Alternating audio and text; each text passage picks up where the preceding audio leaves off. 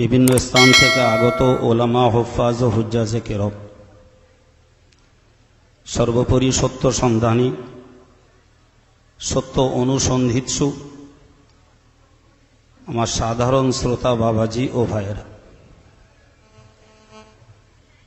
স্নেহভাজন সভার সঞ্চালক, আজকের এই গুরুত্বপূর্ণ কনফারেন্সের আয়োজক স্থানীয় জওয়ান যুবক কমিটি, শ্রেণী বিশেষে সকলের প্রতি শ্রদ্ধা, শুভেচ্ছা ও স্নেহাশিস জানিয়ে নির্দিষ্ট বিষয়ের উপরে বলবার জন্য আমার কাছে দাবি করা হয়েছে।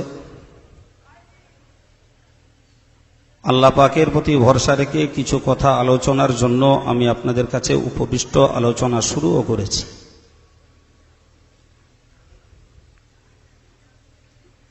ভাই, শুরুতেই একটি কথা বলি, আমরা বাংলার মানুষ। আজকের ধর্মীয় বেশভূষায় বলতে পারা যায়,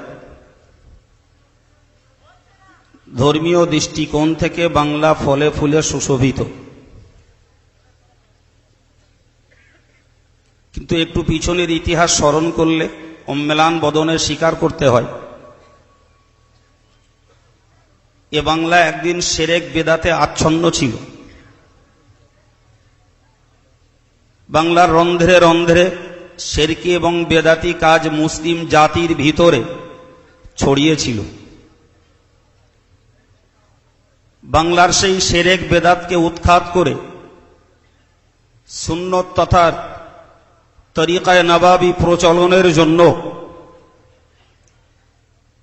যিনি সর্বাপেক্ষা বেশি অবদান রেখেছেন বাংলার ইতিহাসে, ফুরফুরা শরীফের পীর মুজাদ্দিদে জামান আলা হযরত দাদা হুজুর কিবলা রহমাতুল্লাহ আলাইহি, তৎসহ তার আওলাদ এবং তার যোগ্য যোগ্য খোলাফারা, যারা তার খলিফা হিসাবে মনোনীত হয়েছেন, বাংলার সংস্কার সাধনে তাদের কঠোর পরিশ্রমের বিকল্প আজও ইতিহাসে নতুন করে তৈরি হয়নি। ভাইরা আমার, যে পিরিয়ডে বাংলার ধর্মতত্ত্ব খোঁজ করলে দেখতে পাওয়া যাবে, যেখানে আমল তো দূরের কথা, ঈমানের কোনো সম্পর্কও খুব বেশি মানুষের কাছে ছিল না, তাদেরকে শিরক থেকে, বেদাত থেকে, মদ থেকে, গাঁজা থেকে, জুয়া থেকে, নারীবাজি থেকে, ধর্মহারা পথ থেকে টেনে ধর্মের মূল স্রোতে আর ঈমানের ছায়াতলে স্থান দিতে ফুরফুরা শরীফের পীর মুজাদ্দিদে জামান আজ কর্ণাটকের, আজকে তামিলনাড়ুর কন্যাকুমারী থেকে শুরু করে বাংলাদেশের বরিশাল পর্যন্ত উল্কার বেগে ছুটেছিলেন। তারা রেখে গেছেন বাঙালি মুসলিম জাতির জন্য একদিকে প্রত্যক্ষ সাক্ষীদের সামনে রেখে গেছেন তাদের নীতি, আদর্শ, আমল, অপরদিকে রেখে গেছেন যে আখলাক আমলের উপরে তিনি জীবন অতিবাহিত করেছেন, সে পথে, সে আধ্যাত্মিকতায় বাংলার হাজার হাজার মানুষ তৈরি হয়েছে, শত শত আলেম, তার যোগ্য যোগ্য খলিফা তৈরি হয়েছেন, তাদেরকে যেমন রেখে গেছেন তার ধর্মীয় স্মৃতিকে রক্ষা করার জন্য, সেই সাথে সাথে তার তরিকত যেটা, তার পন্থা যেটা, পদ্ধতি যেটা, তৎকালীন জমানার আলেমদের দিয়ে কলমে লিখিয়ে বাংলার মানুষের কাছে রেকর্ডও রেখে গেছেন। বিশেষত ফুরফুরা শরীফের পীর মুজাদ্দিদে জামান দাদা হুজুর কিবলার প্রধানতম খলিফা, বাংলার অদ্বিতীয় ধর্মীয় লেখক বসিরহাটের আল্লামা রুহুল আমিন সাহেব রহমাতুল্লাহ আলাইহি, তাঁর পীর মুজাদ্দিদে জামানের অনুমোদিতে 1.5 শতাধিক ধর্মীয় বই পুস্তক এবং তথ্য সম্বলিত বই লিখে বাঙালি সমাজের চোখ ফুটিয়ে রেখে গেছেন। সুতরাং মানুষ মারা যাবে, মানুষের অভাব পড়বে, কিন্তু লেখনী চিরকাল বেঁচে থাকবে। আজ যদি বাংলার আলেমেরা তৎকালীন সময়ে লিখিত আল্লামা হুজুরের কেতাবগুলো পড়াশুনো করেন, পরবর্তীকালে মেজলা হুজুর পীর কেবলা রহমাতুল্লাহ আলাইহি এ জাতীয় বিষয়গুলিতে তিনি যে রচনাগুলো করেছেন বা কাউকে দিয়ে করিয়েছেন, সেগুলিকে যদি মানুষ দেখে, নিশ্চিত বাংলার এই মুসলমানদের কদম টলে যাওয়ার কোনো কারণ থাকতে পারে না। কিন্তু সবথেকে বড় দুর্বলতা, আমরা পড়ি না, পড়তে চেষ্টা করি না। আমাদের যারা কর্ণধর, আমাদের যারা পরিচালক, তারা আমাদেরকে সেই পড়ার দিকে হয়তো উদ্বুদ্ধ করেননি কি উৎসাহ দেননি, কিংবা তার নীতিবাচক কোনো ব্যবস্থাপনা গ্রহণ করতে পারেননি, যে কারণেই বাংলার সাধারণ মুসলিম সমাজ আবেগে আপ্লুত হয়েছেন। কিন্তু আভ্যন্তরীণ দিকটাকে লক্ষ্য করে তিনি মজবুত জায়গাটিকে কায়েম রাখবেন, দখল করে থাকবেন, এই মন তার তৈরি হয়নি। যে কারণেই যখনই মুজাদ্দিদে জামানে রেখে যাওয়া কোন আমলকে আর একজন এসে বেদাত বলছে, সেই মানুষটার কাছে সেটা যেন এক ভাবনার কারণ হয়ে দাঁড়াচ্ছে। কে এসে বলল এটা শিরক, সেটা নিয়েই এর ভাবনা চিন্তা শুরু হয়েছে। এতটুকু আত্মবিশ্বাসের অভাব হয়েছে বহু মানুষের ভিতরে।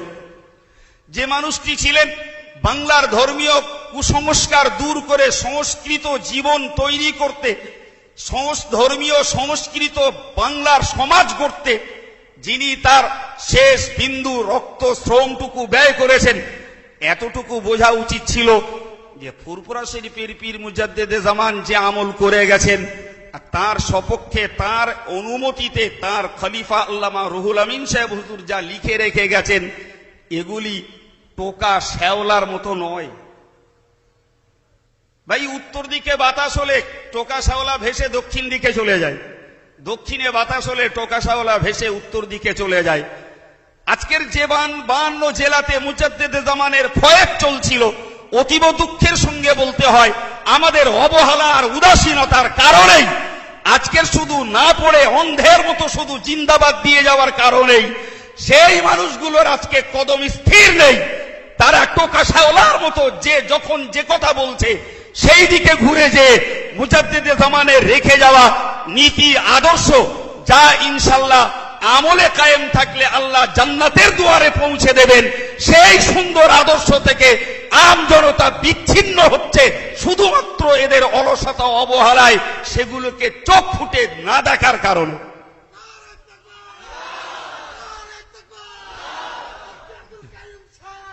যদি এরা দেখতেন যে মুজাদ্দিদে জামান যে কাজগুলো করে গেছেন, যে কাজগুলো করার পক্ষে দলিল সহ তার খলিফাদেরকে দিয়ে কিতাব লিখিয়েছেন, ভাই সেগুলো যদি আজকে যারা ধর্মীয় কর্ণধর, আজকের যারা গ্রামের কর্ণধর, তার জাতির কাছে যদি এ কথাগুলো যদি ধারাবাহিকতার সঙ্গে তুলে দিতেন, হারগিজ মুজাদ্দিদে জামানের ফয়েজে প্রবাহিত 52 জেলার মানুষ কখনো সিলসিলায় ফুরফুরা শরীফের প্রবর্তক মুজাদ্দিদে জামানের নীতি আদর্শকে ছেড়ে দিয়ে ভিন্ন মত আর পথে যে এই সাধারণ সমাজের মাঝখানে অশান্তির বাতাবরণ তৈরি করার সুযোগ পেত। ভাই, এগুলি বড় বেদনাদায়ক কথা। আমি মাইকে বলছি, থাকতে পারেন এখানে স্থানীয় দুরাগত আলেমেরা, থাকতে পারেন ইমাম মসজিদের ইমাম সাহেবেরা। যদি আমার কথায় কারুর মনে কিছু লাগার থাকে আমাকে বলবেন যে হুজুর, আমি আপনার কথা যে কথা বলেছেন ওই রকম কাজ আমার মসজিদে আমার এলাকাতে আমি করে থাকি। আলহামদুলিল্লাহ, আমার জাগার মানুষ সিলসিলায় মুজাদ্দিদে জামান থেকে কেউ বিচ্ছিন্ন হয়নি। নিঃসন্দেহে আমি তাকে কোলে নিয়ে আনন্দ উপভোগ করব। ভাই, আমি আপনাকে বোঝাতে চাই, আজকে নতুন করে এখান থেকে পণ গ্রহণ করুন। যে মানুষটাকে বলি মুজাদ্দিদে জামান, ভাই নাম্বার 1 জানুন, তিনি একজন বিদগ্ধ আলেম। এটাকে আগে জানুন। আগে তিনি পীর নন, আগে তিনি মুজাদ্দেদ নন, আগে তিনি আলেম, যার ইলমিয়াত সম্পর্কে তার বিশিষ্ট খলিফা আল্লামা হুজুর কম বেশি প্রায় 400 পৃষ্ঠার তার বাংলা ভাষার জীবনী লিখেছেন। তাতে উল্লেখ করেছেন পীর সাহেব কেবলাকে যখনই কোনো ব্যক্তি কোনো প্রশ্ন করতেন, জটিল বিষয়ের প্রশ্ন করতেন, তিনি সাহস্য বদলে যথাসত্তর তার উত্তর দিয়ে তাকে বিদায় দিতেন। বলুন সুবহানাল্লাহ। আমরা সাধারণত জেনে বসে আছি পীর মানে পানিতে ফুঁক দেবে, পীর মানে তাবিজ করবে, পীর মানে বোধহয় এদের কাজ শুধু মাদলি করা, পীর মানে পাগড়ি ফেলে শুধু বোধহয় মুরিদ করা। এটাই আমরা সাধারণ লোক বুঝি। আগে মুজাদ্দেদে জামানকে জানুন, তিনি নাম্বার 1 আলেম এবং এত গভীর ফিকহ তত্ত্বে তিনি পাণ্ডিত্য রাখতেন যে কোনো কেউ যখন জটিল বিষয়ে তার কাছে জিজ্ঞাসা করতেন, তিনি সাহস্য বদলে 70 তার উত্তর দিয়ে তাকে সন্তুষ্ট করে বিদায় দিতেন। সুবহানাল্লাহ।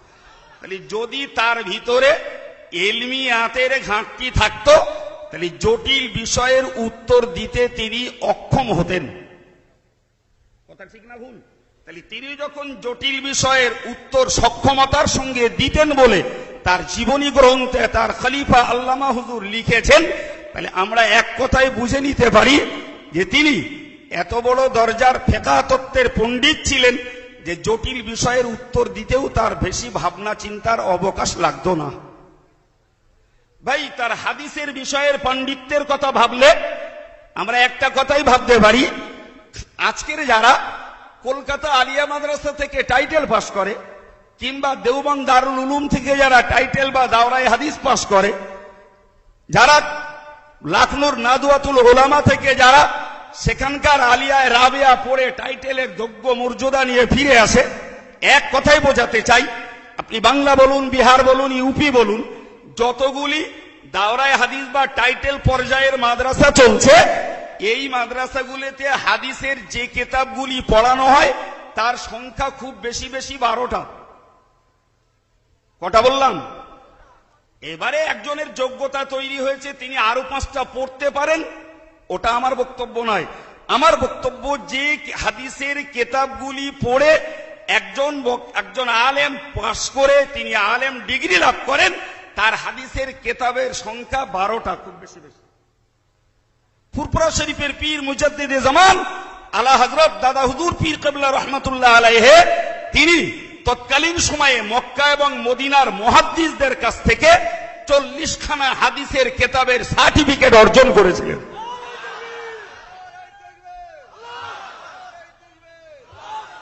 আপনি শুধু মূল্যায়ন করুন যে একজন আলেম 12টা হাদিসের কিতাব পড়ে আলেম হয়েছে, আর একজন 40 খানা হাদিসের কিতাব পড়ে আলেম হয়েছে।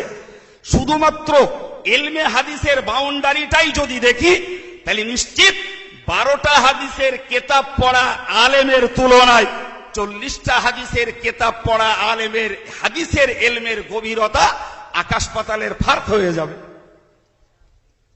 হাজি, তাহলে মুজাদ্দিদে জামান পীরগিরি করে বাংলার মুসলমানদেরকে কোনো পথ দেখিয়ে যাননি, বরং তিনি ইলমের আলোকে কোরআন, হাদিস, ইজমা, কিয়াসের মানদণ্ডে দাঁড়িয়ে যেটাতে পেয়েছেন সওয়াব, সেটা রেখে গেছেন বাংলার মানুষের আমলে পরিণত করার জন্য। যেটাতে দেখেছেন রয়েছে বিন্দু পরিমাণ গুনাহের লেশ, সেটাকে প্রত্যাখ্যান করার জন্য তিনি নিজে বক্তৃতাতে বলে গেছেন, তার ওসিয়তনামা আজও খুললে পাওয়া যাবে, যে সামাজিকতা ত্রুটি বিচ্যুতির উপরে তিনি শেষ জীবনে ওসিয়ত করে গেছেন এবং তার উপরে কিতাবও লিখিয়ে রেখে গেছেন। সব কথা বলার অবকাশ নেই। আমার বক্তব্য, তিনি মুজাদ্দিদ জামান বাংলার বরেণ্য শ্রেষ্ঠতম একজন মুহাদ্দিস, বাংলার অন্যতম একজন ফকিহ। ভাই, এটা তার ইলমের অল্প পরিচয় আমি সময়ের অভাবে দিতে পেরেছি, সময় থাকলে আরো দেওয়া সম্ভব, ছাড়ুন। নাম্বার 2, আধ্যাত্মিকতার দৃষ্টিতে তিনি কলকাতার মানিকতলায় শায়িত সুফি ফতেহ আলী ওয়াইসি হুজুর রহমাতুল্লাহ আলাইহির খলিফা। জি, আধ্যাত্মিকতার পূর্ণ শিখরে কাদরিয়া, চিশতিয়া, নকশবন্দিয়া, মুজাদ্দিদিয়া, আলিয়া সমস্ত তরিকার কামেল দরজার তিনি আল্লাহ পাকের ওলি। বলুন ভাই, তিনি প্রথম নম্বরে তিনি ছিলেন আলেম, দ্বিতীয় নম্বরের তার আধ্যাত্মিক সাধনার সুফলে তিনি হয়েছেন পীর। এবং শুকরিয়া আল্লাহর যে তার পীরিত্বের প্রবাহ ছড়িয়েছে এপার বাংলা ওপার বাংলা শুধু নয়। জি, তার মুরিদ ছিল ইয়ামানে, তার মুরিদ ছিল তুর্কিতে, তার মুরিদ ছিল মিশরে, তার মুরিদ ছিল আরবেও। জোরে বলুন সুবহানাল্লাহ। জি ভাই, 3 নম্বর তিনি মুজাদ্দিদে জামান।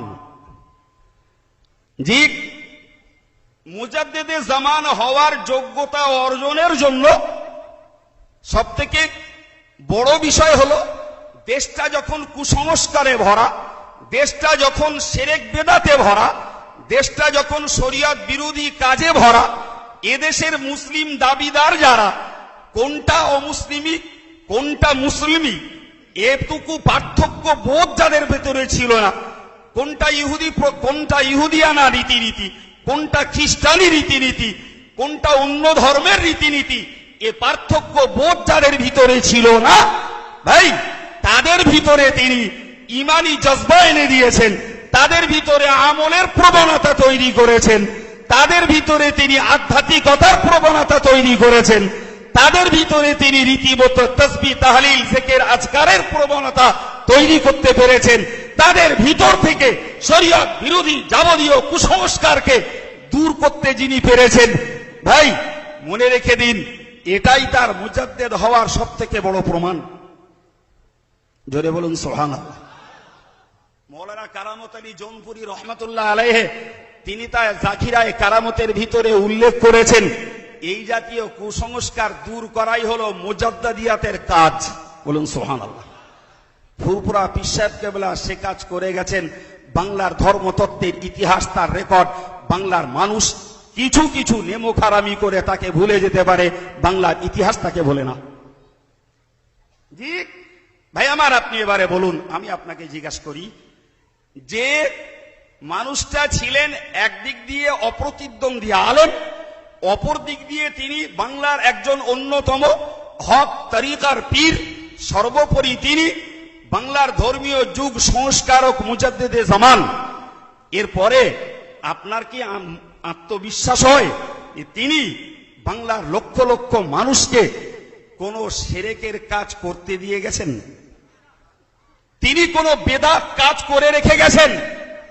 এটা কি কখনো বিশ্বাস্য হতে পারে?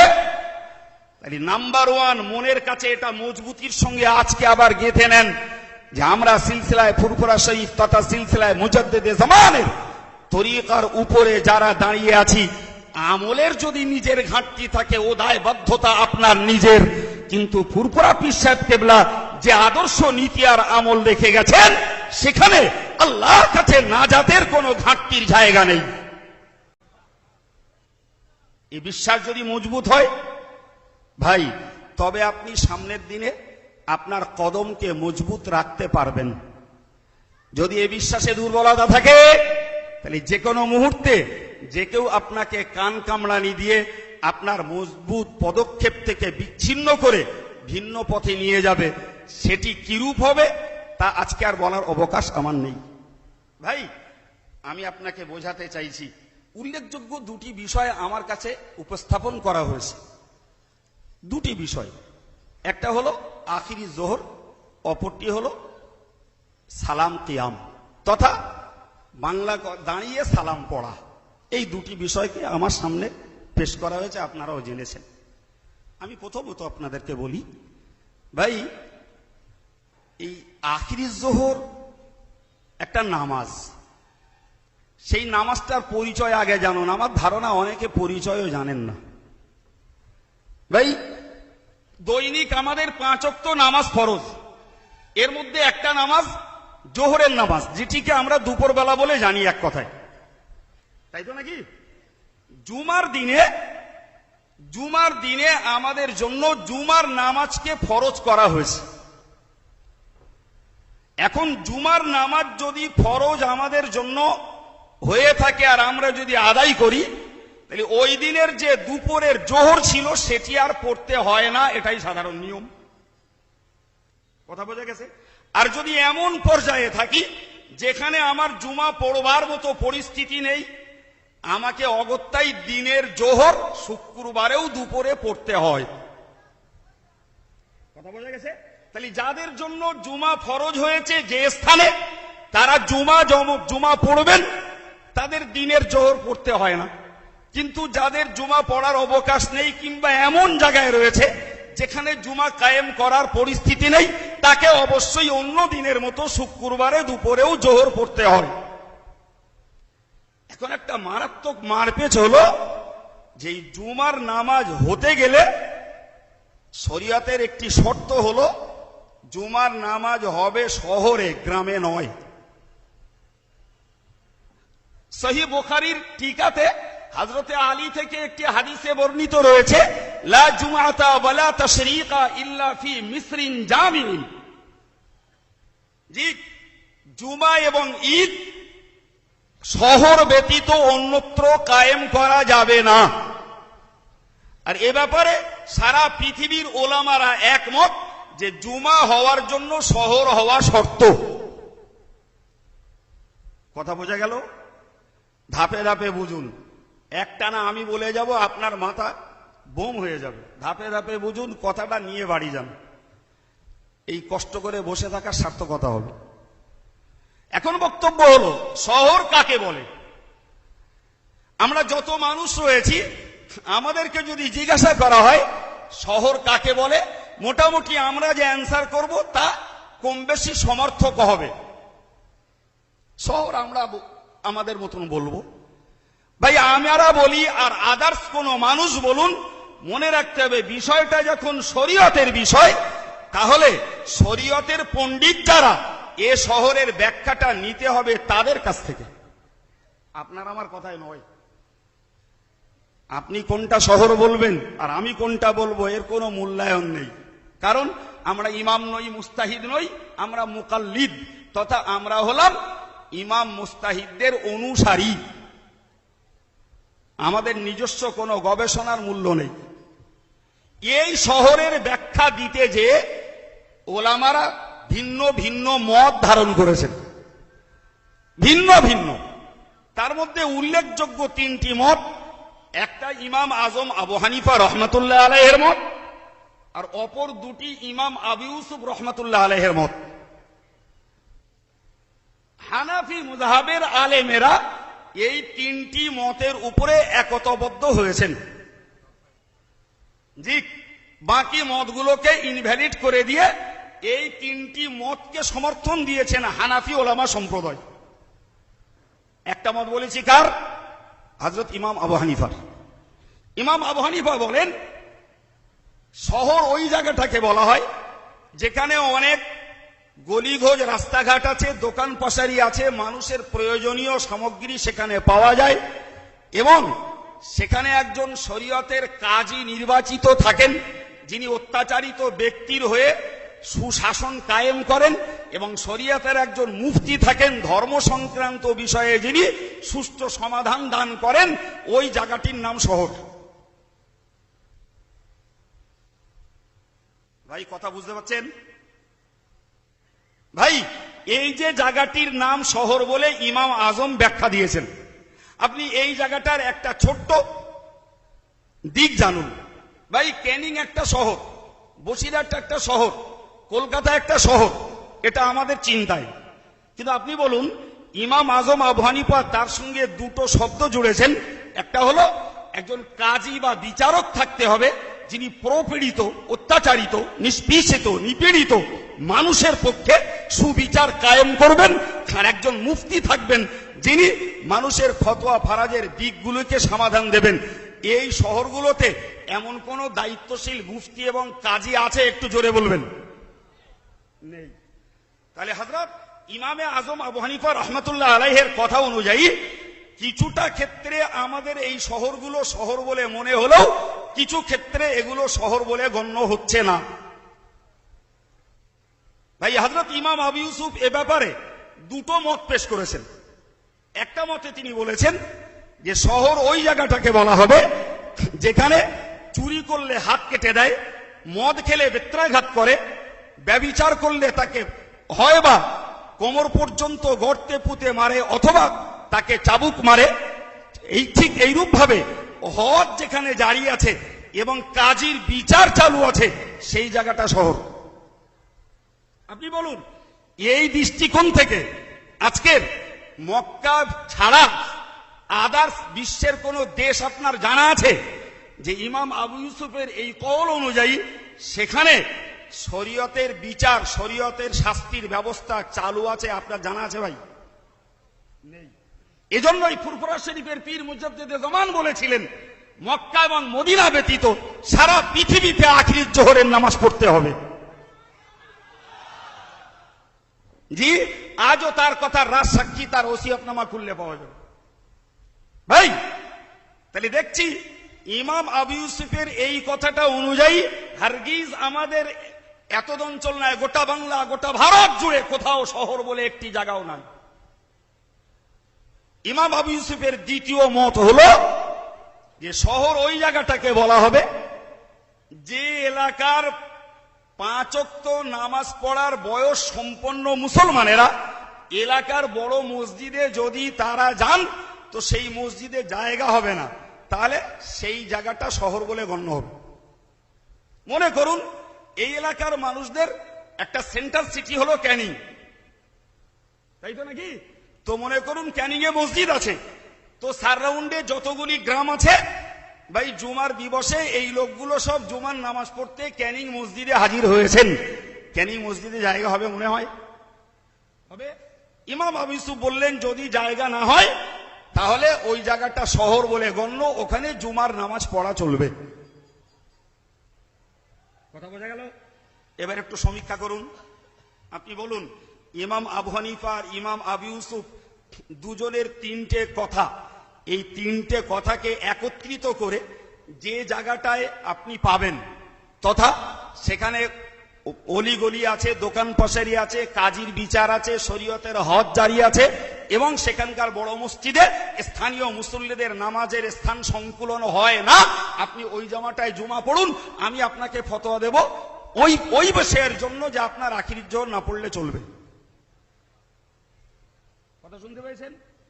দ্বিতীয় দিকটা বুঝুন, আপনি ওই জায়গা যদি ওই গুণসম্পন্ন ওই ডেফিনেশন অনুযায়ী জায়গা যদি আপনি না পান তাহলে আপনার এবার উভয় সংকট, আপনি জুমাটা পড়বেন না বাদ দেবেন।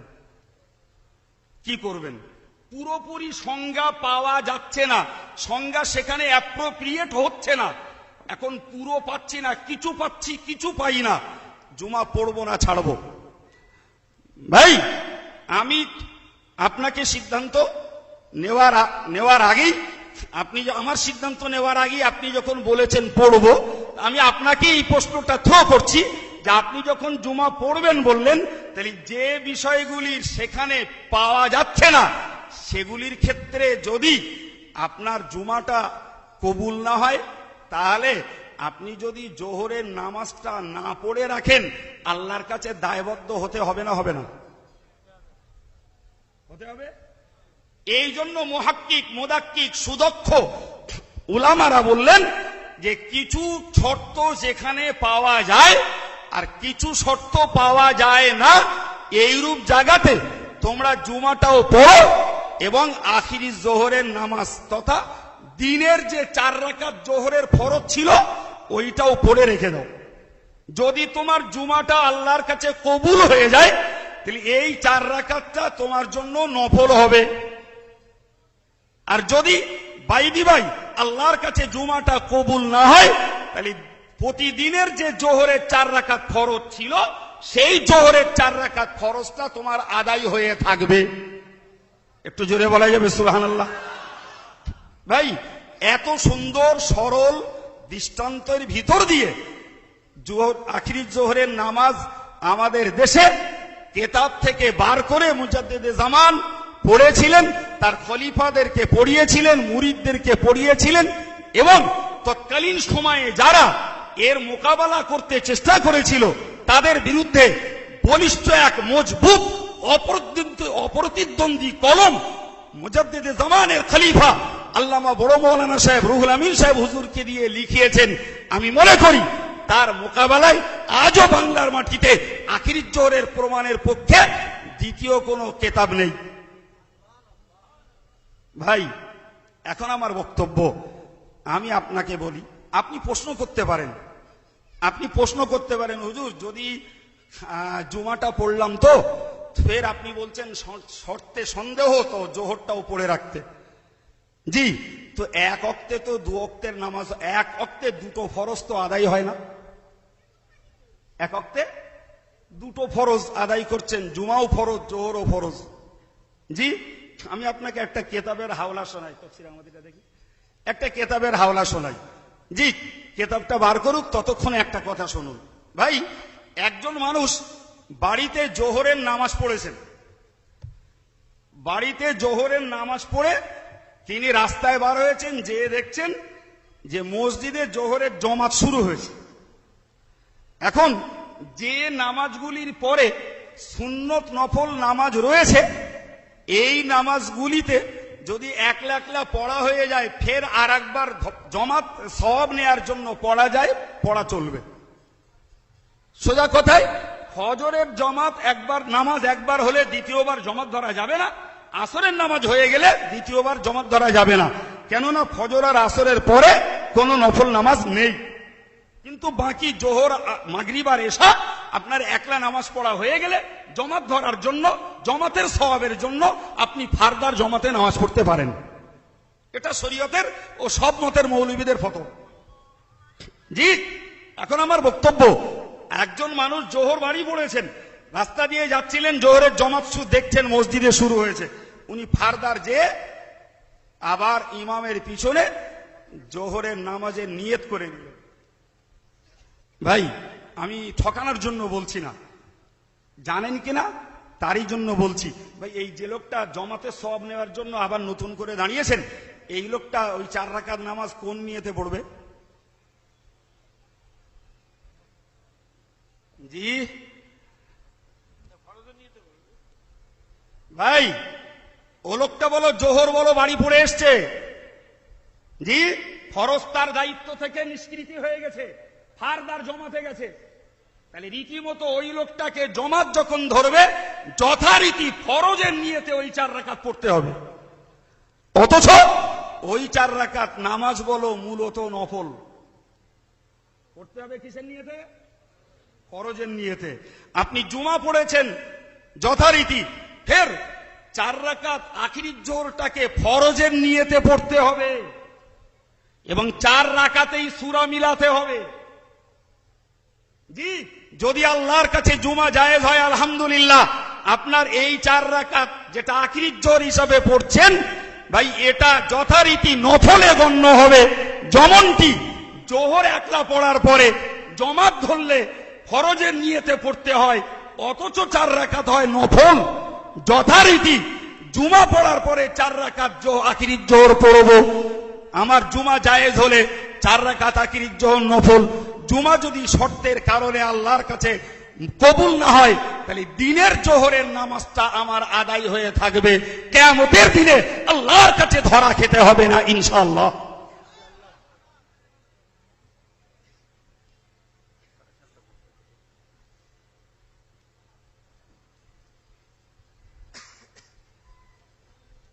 ভাইরা আমার, কি বুঝলেন? ভাই, কেউ কেউ বলেন যে সন্দেহ করে নামাজ পড়লি তো নামাজ হবে না। জি ভাই, সন্দেহ কি?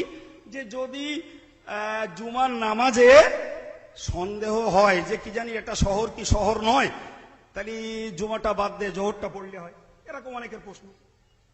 জি ভাই, আমি আপনাকে আর একটা মশলা বলি, এখানে অনেক আলেম আছেন, অনেক।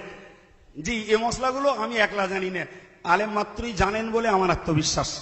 ভাই, এমন একটা লোক একটা জায়গায় পৌঁছে গেছেন, যে জায়গাটাতে ভাই কোনো একেবারে নির্দোষ পানি নেই, একটা পানি পেয়েছেন, সেই পানিটা মায়ে মশকুক। মায়ে মশকুক বলা হয় সন্দেহযুক্ত পানি, যে পানিটা খেয়েছে গাধায় বা খচ্চরে। আমরা তো রাজকীয় জায়গায় বাস করি, আমরা বুঝি না। যারা বিরান এলাকায় সফর করে তাদের এরম ঠেকায় পড়তে হয়। কথাটা আরেকবার বুঝুন।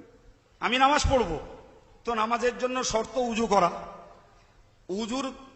যখন উজু করতে যখন কোনো কারণবশত আমি বাধা পাচ্ছি, তখন আমার কাজ হলো কি? তায়াম্মুম করা। তো এমন একটা জায়গায় পৌঁছেছেন যে জায়গাটায় পানি রয়েছে, কিন্তু পানিটাতে গাধা বা খচ্চরে খেয়েছে, আর ওই পানিটার শরীয়তের হুকুম হলো মায়ে মশকুক, আরবিতে বলে, বাংলায় বলে সন্দেহযুক্ত পানি। তার মানে ওই পানিটা দ্বারা উজু করলে পূর্ণ পবিত্রতা অর্জন করা যাবে কিনা সন্দেহ গেল। এখন আপনি বলুন, ওই লোকটার কাছে পানি রয়েছে, আর পানিটা সন্দেহযুক্ত। ও লোকটা ভাবছে সন্দেহযুক্ত পানি, ওটা দিয়ে উজু করব না, মাটি নিয়ে তায়াম্মুম করি। আপনি মাটি নিয়ে তায়াম্মুম করতে যাবেন, শরীয়ত বলেছে পানি থাকতে তায়াম্মুম হবে না। কি করবেন মিয়া? কি করবেন? আপনি যে মনে করছেন যে জুমার শর্তে সন্দেহ আছে, অত জুমা পড়বো না, জোহর পড়ি। জি, আপনাকে তো শরীয়ত জুমা পড়া ফরজ করেছে, আপনি ধড়াম করে বাদ দিলে হবে কেন বাবা? জি, ওলামারা ফতোয়া দিয়েছেন যে তুমি ওই ক্ষেত্রে তোমাকে দুটোই ব্যবহার করতে হবে।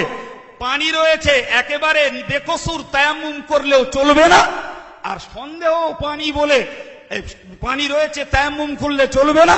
আবার আপনি ওই পানি দিয়ে উজু করবেন, তায়াম্মুমটা করবেন না, পানিটা সন্দেহযুক্ত। খোদা জানে ওই পানি দ্বারা পবিত্রতা অর্জন হবে কি হবে না। অতএব আমাদের ফতোয়া হলো, তুমি একবার ওই পানি দিয়ে উজু করো, ফের আর একবার মাটিতে হাত মেরে তায়াম্মুম করো। মাথায় ঢুকছে কিচ্ছু? হ্যাঁ, শুধু উজু করলেও আপনি আল্লাহর কাছে দায়িত্ব মুক্ত হতে পারবেন না, শুধু তায়াম্মুম করলেও দায়িত্ব মুক্ত হতে পারবেন না। আপনাকে উভয়টা করতে হবে, উজুও করতে হবে, তায়াম্মুমও করতে হবে। হযরত ইমামে আজম আবু হানিফা রাহমাতুল্লাহ আলাইহির মসলা এর উপরে দাঁড় করিয়ে আপনি বুঝুন, আমি এমন জায়গায় বাস করছি ভাই, যেখানে পূর্ণরূপে শরীয়তের শহর হওয়ার শর্ত পাওয়া যায় না। জি, যে আমি একেবারে নিশ্চিন্তে জুমা পড়বো, আবার কিছু যেহেতু পাওয়া যাচ্ছে, জুমাটা বাদ দিয়ে শুধু জোহর পড়বো, এটাও আপনার জন্য চলতে পারে না।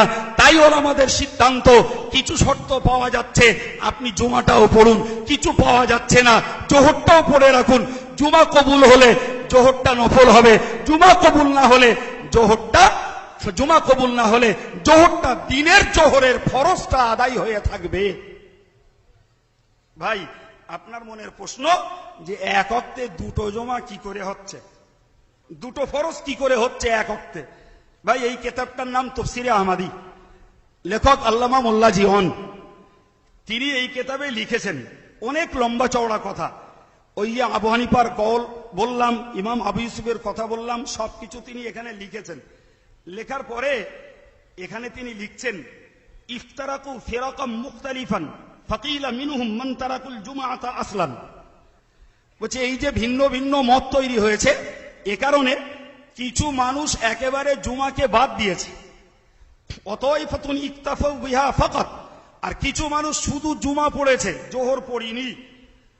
ওয়াবাদুহুম আদাউজ যুহুরা ফি মানজিলিহিম, আবার কিছু মানুষ বাড়ি জোহর পড়েছে, আর বাড়ি জোহর পড়ে সুম্মা সাউ ইলাল জুমা, এরপরে জুমায় গিয়ে হাজির হয়েছে, বাড়িতে জোহর পড়ে নেছে, আবার মসজিদে গেছে জুমা পড়তে।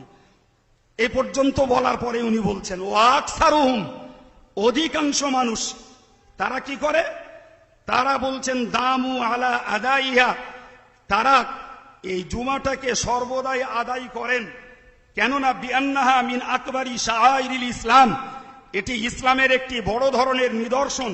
ওয়ালতাজামু বাদাহা আদাউজ যুহরা, এবং এরপরে তারা জোহরের নামাজটাকে তথা আখিরিজ জোহর পড়াটাকে আবশ্যক করে নিয়েছে। লিকাসরাতি শুকুকি ফি শানিহা, কেননা জুমার নামাজ আদায়ের শর্তে অনেক সন্দেহ রয়েছে, ওয়াগালাবাতিল আওহাম, এবং তাদের কাছে মনের খেয়ালটা প্রাধান্য পেয়েছে। ওয়া ইন কানা লা ইয়াজুজুল জামউ বাইনাল ফারদাইনি ইনদা আহলিল ইসলাম, বলছে যদিও নাকি আহলে ইসলামরা মনে করেন যে এক ওয়াক্তে দুটো ফরজ আদায় হয় না, তথাপিও পৃথিবীর অধিকাংশ মানুষেরা তারা জুমার দিবসে জুমাটাও আদায় করেন এবং জুমার শর্তে সন্দেহ থাকার জন্য আবশ্যকভাবে 4 রাকাত জোহরের নামাজও পড়ে নেন। কেতাবটার নাম বলেছি তফসির আহমদী। জি, এর পৃষ্ঠা নম্বরটা একবার বলে দিলে হয়তো অনেক খুশি হবেন। ভাই ছাপাটা রাখুন, কুতুবখানা রহিমিয়া দেওবন্দ। জি, সেখান থেকে ছাপা, প্রকাশ করা, পৃষ্ঠা নম্বর 477। ভাই এই একটা কিতাব দেখছেন, এই কিতাবটির নাম ফতোয়ায়ে আব্দুল হাই। জি, যিনি লখনৌর বড় মুফতি বলে পরিচিত, তিনি এই কিতাবটিকে লিখেছেন। ভাই এই কিতাবটির 223 পৃষ্ঠায় উনি লিখছেন, ওনার কথাটাই বলছি, ভালো করে বুঝুন। জি, नमाज जुमा के बाद 4 रकात इस नियत के साथ पढ़े, नवाइतु अन उसल्लिया आखिर ज़ुहुर अल्लज़ी अदरक्तु वक्तहु वलम यस्कुत बादु अन्नी, और हर एक रकात में फातिहा के साथ सूरा भी पढ़े। কাল লেখা বললাম ফুরফুরা পীর সাহেবের বলেছি নাকি, বসে পীর সাহেবের না মেজু হুজুর কেবলার? মৌলানা আব্দুল হাই লখনবী তিনি এই কিতাবটিতে উল্লেখ করেছেন যে জুমার নামাজ আদায়ের পরে এই নিয়তে 4 রাকাত নামাজ পড়ো, নাওয়াইতু আন উসাল্লিয়া আখিরাত যুহরিল্লাযী আদরাকতু ওয়াক্তাহু ওয়া লাম ইয়াসকুত বাদি আন্নি। আর পরে বলছেন প্রত্যেক রাকাতে সূরা ফাতিহার পরে সূরা মেলাও। এরপরে উনি এখানে হাওলা দিয়েছেন, ওনার দেওয়া হাওলা পড়ছি একটা সগীরি, একটি ফতোয়ার কিতাবের নাম। তাতে লিখছে ওয়ানিল ইখতিলাফি ফিল মিসরি, শহরের সন্দেহের ক্ষেত্রে কালু ফি কুল্লি মাওদিন ওয়াকা শাক ফি জাওয়াজিল জুমআতি, যে ফুকায়ে কেরামরা বলেছেন প্রত্যেক সন্দেহযুক্ত জায়গাতে জুমা জায়েজ হওয়ার ব্যাপারে যেখানে সন্দেহ রয়েছে, ইয়ামবাগি আন ইউসাল্লি 4 রাকাতিন বিনিয়াতি আখিরিজ যুহরি, তাদের উচিত হলো 4 রাকাত আখিরিজ জোহরের নামাজ পড়া। ভাই এই কিতাবটার নাম ফতোয়া আব্দুল হাই, এই কিতাব আমাদের লেখা না বাবা। জি ভাই আমি আপনাকে ফতোয়া কই, জি আমি আপনাকে বলছি একটু বুঝুন, এইগুলো আমাদের কাছে দুঃখজনক। ফুরফুরা সিলসিলা নতুন কোন মতবাদের আদর্শ তরিকা নয়, মুজাদ্দিদে জামান এবং তার দোয়ায় তার খলিফাদের কৃতিত্ব বাংলার অবুঝ মানুষের কাছে ধর্মের সঠিক তথ্যটি তিনি রেখে গেছেন। জি হয়তো তিনি তার খলিফাদেরকে দিয়ে আখিরিজ জোহর মিলাদ কিয়ামের ব্যাপারে কিতাব যদি না লিখে রেখে যেতেন ভাই, তাহলে হয়তো আমাদের মতো আলেমদের এই জাতীয় বিষয়গুলি উদ্ধার করা অসম্ভব হয়ে পড়ত। এ কারণে তারা কবরে অমর এবং রীতিমতো বাংলার মানুষের হক পথে চলার সুবাদের সওয়াব তারা কিয়ামত পর্যন্ত কবরে শুয়ে পেতে থাকবেন ইনশাআল্লাহ।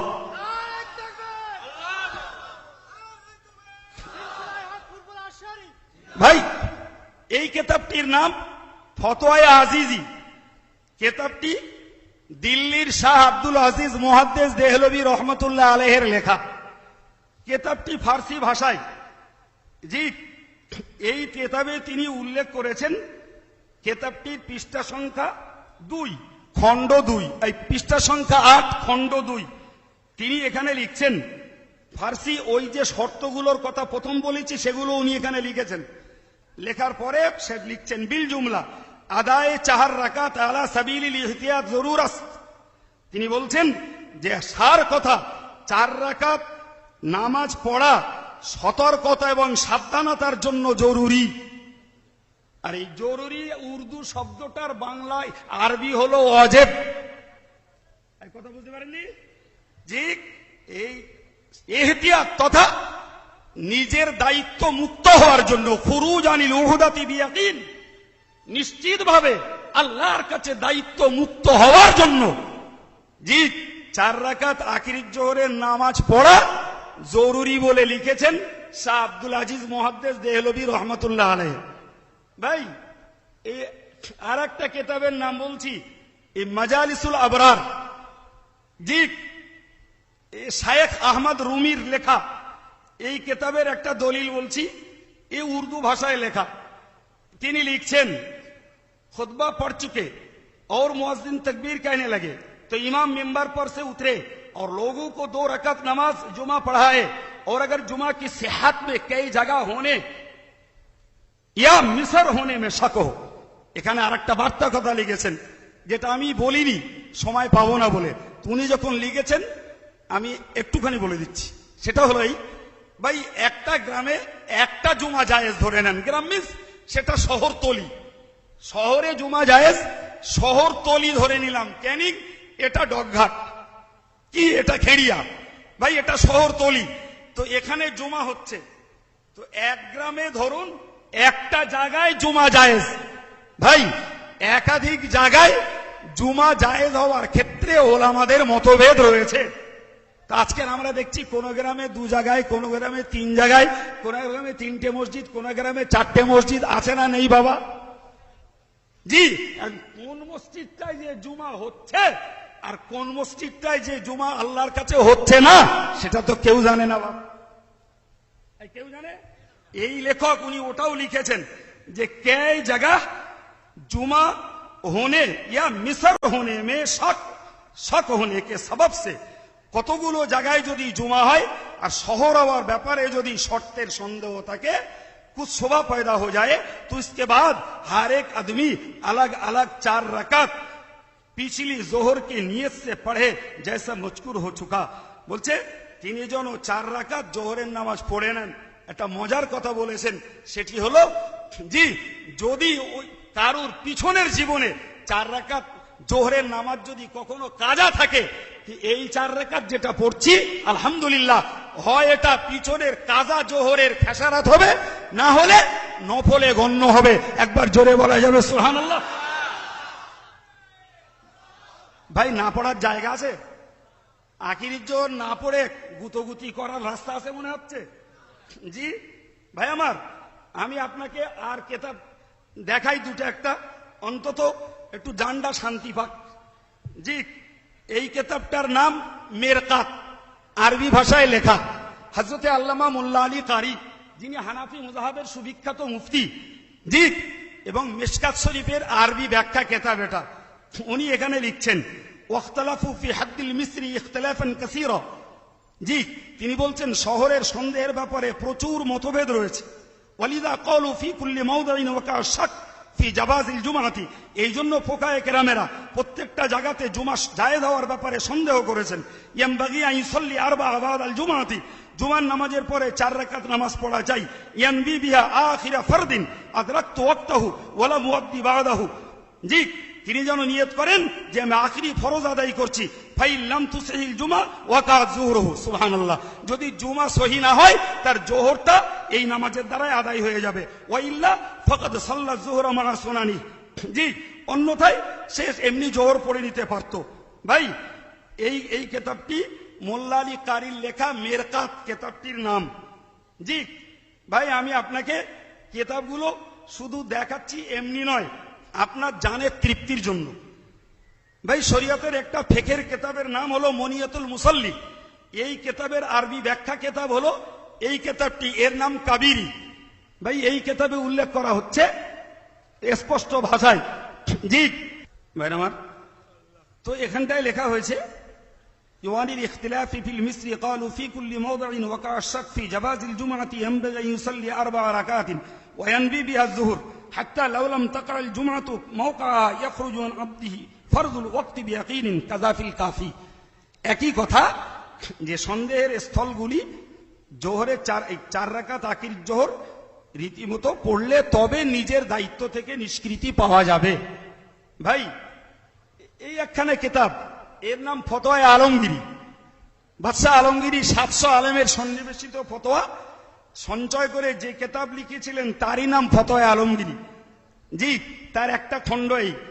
ইনি এখানে লিখছেন সুম্মা ফি কুল্লি মাওদি'in ওয়াকা আশ-শাক, যেখানে সন্দেহ জাগে জাওয়াজুল জুমা, জুমা জায়েজ হওয়ার ব্যাপারে, লিউকুরি শাক্কি ফিল মিসরি আও গায়রিহি, শহরের সন্দেহ বা অন্য কোনো সন্দেহ, ও আকামা আহলুল জুমাআতা, সেখানকার অধিবাসীরা জুমা কায়েম করছে, ইয়ামবাগি আন ইউসাল্লি বা'দাল জুমাআতি আরবা রাকাতিন, তাদের উচিত হলো জুমার পরে 4 রাকাত নামাজ পড়া, ওয়ায়ানবু বিয়াযুর হাত্তা লাম তাকাল জুমাআতু, যদিও তারা নিয়ত করবে জোহরে, যদি জুমা কায়েম না হয়, জুমা আদায় না হয়, তো ইয়াখরুজু আন উহুদাতি ফরজিল ওয়াক্তি বিয়াকিন, তাহলে নিশ্চিতভাবে তার জোহরের দায়িত্ব থেকে তিনি নিষ্কৃতি পাবেন।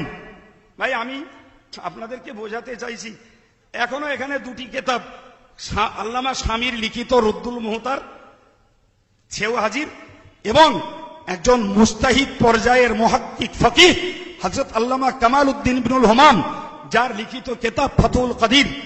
জানেন, যে সময়ে হানাফি বিরোধী মানুষেরা ইমাম আজম আবু হানিফা রহমতুল্লাহ আলাইহির মসলাকে দোষ দিচ্ছিল আর বলছিল যে হানাফি মুযহাবটার মসলাগুলির কোনো দলিল নেই, সমস্ত মসলাগুলি সব কিয়াস থেকে কিয়াসি মসলা।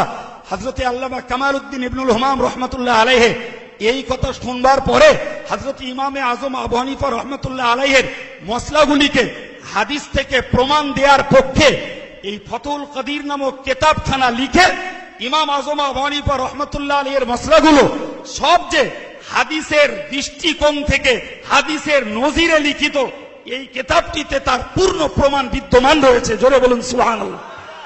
আজকের মুযহাব বিদ্বেষী যারা হানাফি মুযহাবের মসলাগুলোকে টিটকারি করে, অপূর্ব, অজ্ঞ, নিরেট, মূর্খ, ভাই এরা যদি জীবনে আল্লামা কামাল উদ্দিন ইবনুল হুমামের ফাতুল কাদির পড়তো, জি এরা যদি আল্লামা জাইলাইর লেখা নাসবুর রায়া যদি পড়তো, ভাই নিশ্চিত এদের আত্মবিশ্বাস তৈরি হতো যে গোটা বিশ্বময় হানাফি মুযহাবের যে মসলা চলছে তা সত্যকারের কোরআন হাদিস সম্বলিত এবং ইজমা কিয়াস সম্বলিত, সেখানে এক বিন্দু নাক গলাবার জায়গা নেই।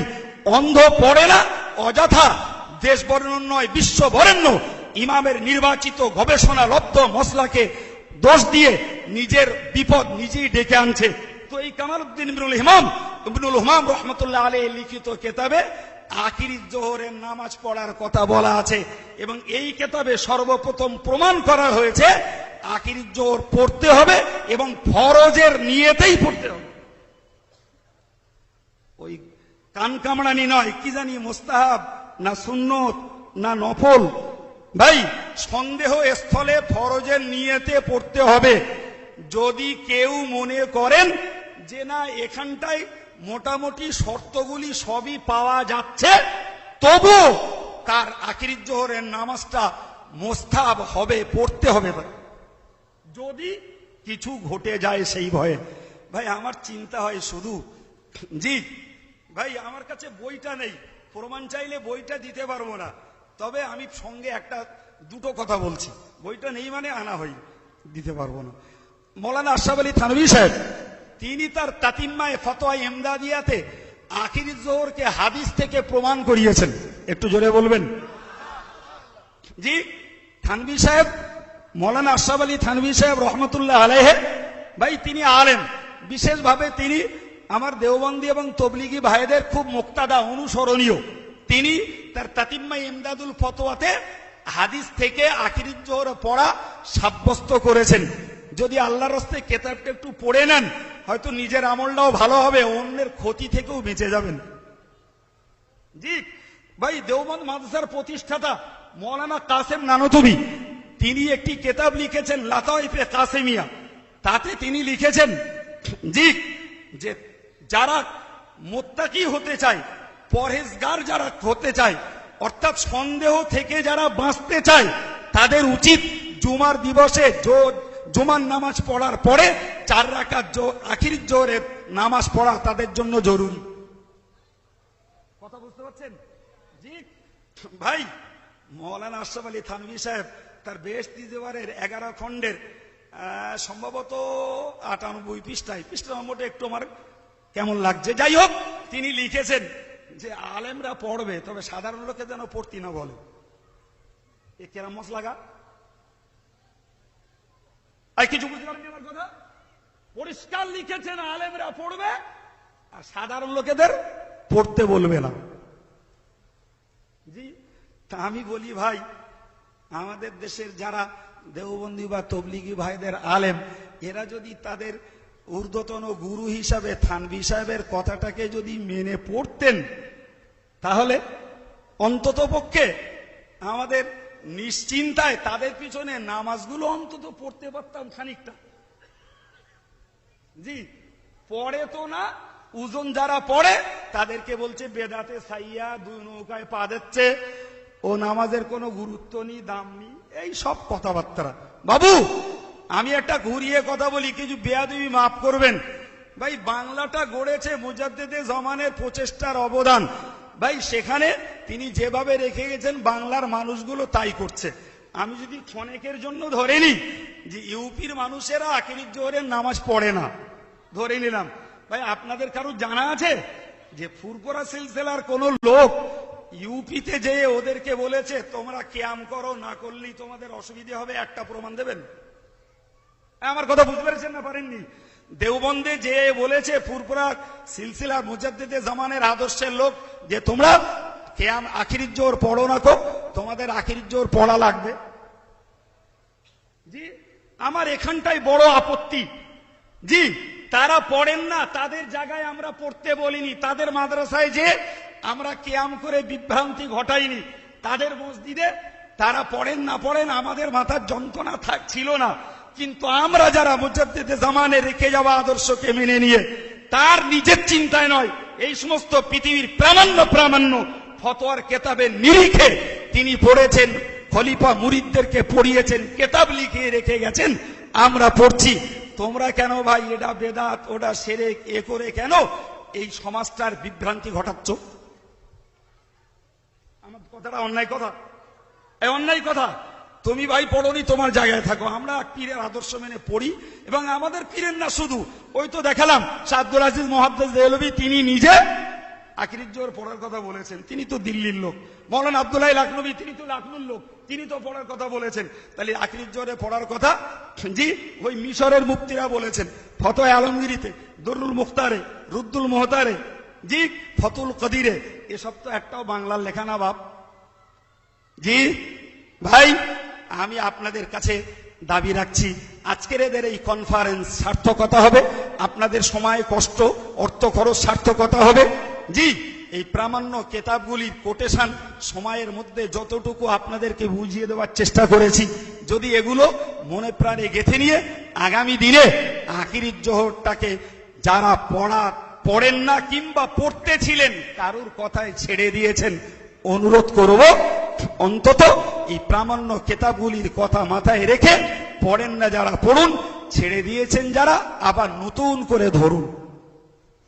জি ভাই, আবার মনে রাখুন, আমি আপনাদেরকে বোঝাতে চাইব, জি জুমার শর্তের সন্দেহ অথবা একাধিক জায়গায় জুমা হওয়ার জন্য আখিরির জোহরের নামাজ পড়া যেখানে জরুরি বা ওয়াজিব বলে সাব্যস্ত হয়েছে, ভাই এখন যদি কোনো ব্যক্তি চুপি সারে আখিরির জোহর না পড়েন, জি আর বলেন হ্যাঁ পড়ি, তাহলে তো মুসল্লিদের কিছু করার নেই। করার আছে ভাই, কিন্তু একজন পড়েন না উপরন্তু ইনকার করেন, সেটাকে নিয়ে ফিতনার সৃষ্টি করেন, এরূপ ইমামের পিছনে নামাজ পড়াতে আমাদের আপত্তি। কথা বুঝতে পেরেছেন না পারেননি? কারণ তিনি পড়ছেন না, 2 নম্বর ইনকার করে ফিতনা করছেন। তাহলে এক বছরে 52টা সপ্তাহ, আর এই 52 সপ্তাহ 52 দিনের জুমা, 52 দিনের জোহর তিনি আদায় করছেন না। কিয়ামতের দিনে যদি জুমাটা তার আল্লাহর কাছে যদি কবুল না হয়, তাহলে এই বছরের 52 সপ্তাহ জোহরের কাজার বোঝা তার ঘাড়ে থাকবে। আর নামাজ যার কাজার বোঝা থাকে, তার পিছনে ইক্তেদা করে নামাজ পড়লে নামাজ বিনা কারাহাতে জায়েজ হবে। বাবা, কারাহাত বোঝেননি বলেন? মকরু ছাড়া জায়েজ হবে, তাও বোঝেননি বলেন? সোজা বললে বুঝতে পারবেন। জি ভাই, নামাজ যার কাজা থাকে তার পিছনে ইক্তেদা করে নামাজ পড়া মকরু তাহরিমি। এবার বোঝা গেছে? যাক গেছে ভাই। এই কিতাবটার নাম আখিরির জোহর। এখানে লেখা আছে বঙ্গের আউলিয়া কুল শ্রেষ্ঠ শাইখুল মিল্লাত ওয়াদ্দিন, ইমামুল হুদা, মুজাদ্দিদে জামান, সুপ্রসিদ্ধ পীর শাহ সুফি আলহাজ হযরত মাওলানা মোহাম্মদ আবু বকর সিদ্দিক রহমতুল্লাহ আলাইহি কর্তৃক অনুমোদিত। কেটা বোঝা গেছে না যায়নি? সোজাসুজি যারে আমরা শর্ট কথায় বলে ফেলি দাদা হুজুর, তার অনুমোদিত। কে লিখেছেন? জি, লিখেছেন বসিরহাট নিবাসী মুহাদ্দিস, মুফাসসির, মুবাল্লিগ, মুবাহিস, ফকিহ আলহাজ হযরত মাওলানা আল্লামা মোহাম্মদ রুহুল আমিন সাহেব কর্তৃক প্রণীত। এর পৃষ্ঠা নম্বর 21। আমি একটা কোটেশন পড়ছি, শুনুন। আরো ইহা অবগত হওয়া গেল যে যাহারা আকিরির জোহর পড়েন তাদের নামাজ নিঃসন্দেহে আদায় হইবে। যদি প্রকৃতপক্ষে তথায় জুমা ফরজ থাকে তবে জুমা আদায় হইয়া যাইবে, আর যদি জোহর ফরজ থাকে তবে জোহর আদায় হইবে। বরং যাহারা কেবল জুমা আদায় করেন তাদের নামাজে সন্দেহ থাকে। কেননা যদি শর্ত অভাবে জুমা আদায় না হইয়া থাকে তবে প্রত্যেক বৎসরে 52টি জোহর তাহার উপর ফরজ রহিল। এজন্য কিয়ামতে খোদার নিকটে তাহাকে বিপদগ্রস্ত হইতে হইবে। ভাই একটু বলবেন আল্লাহ পাকের প্রতি ভরসা করে আখিরির জোহর ইনশাল্লাহ পড়বো? একটু জোরে বলুন ইনশাল্লাহ। একটু জোরে তাকবীর দিন, নারায়ে তাকবীর, নারায়ে তাকবীর। সিলসিলায়ে মুজাদ্দিদে জামান, আহলে সুন্নাত ওয়াল জামাত, হিজবুল্লাহ, নারায়ে তাকবীর। একবার দরুদ শরীফ হাত নামান। আল্লাহুম্মা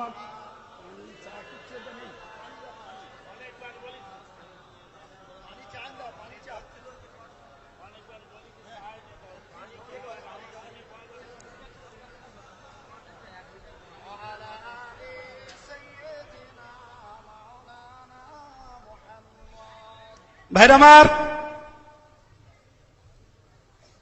আমি একটা বিষয় আলহামদুলিল্লাহ প্রয়োজন মতো আপনাদের কাছে পরিবেশন করেছি। ভাই আর একটা বিষয় আমাকে বলতে বলেছিলেন, তা আমার খুব কষ্ট হচ্ছে, শরীরটা দুর্বল, তাই তো ওই বিষয়টা আমি আর বলবো না ভাবছি।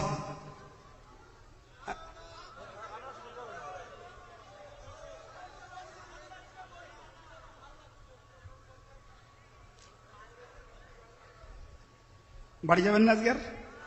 যাক গে,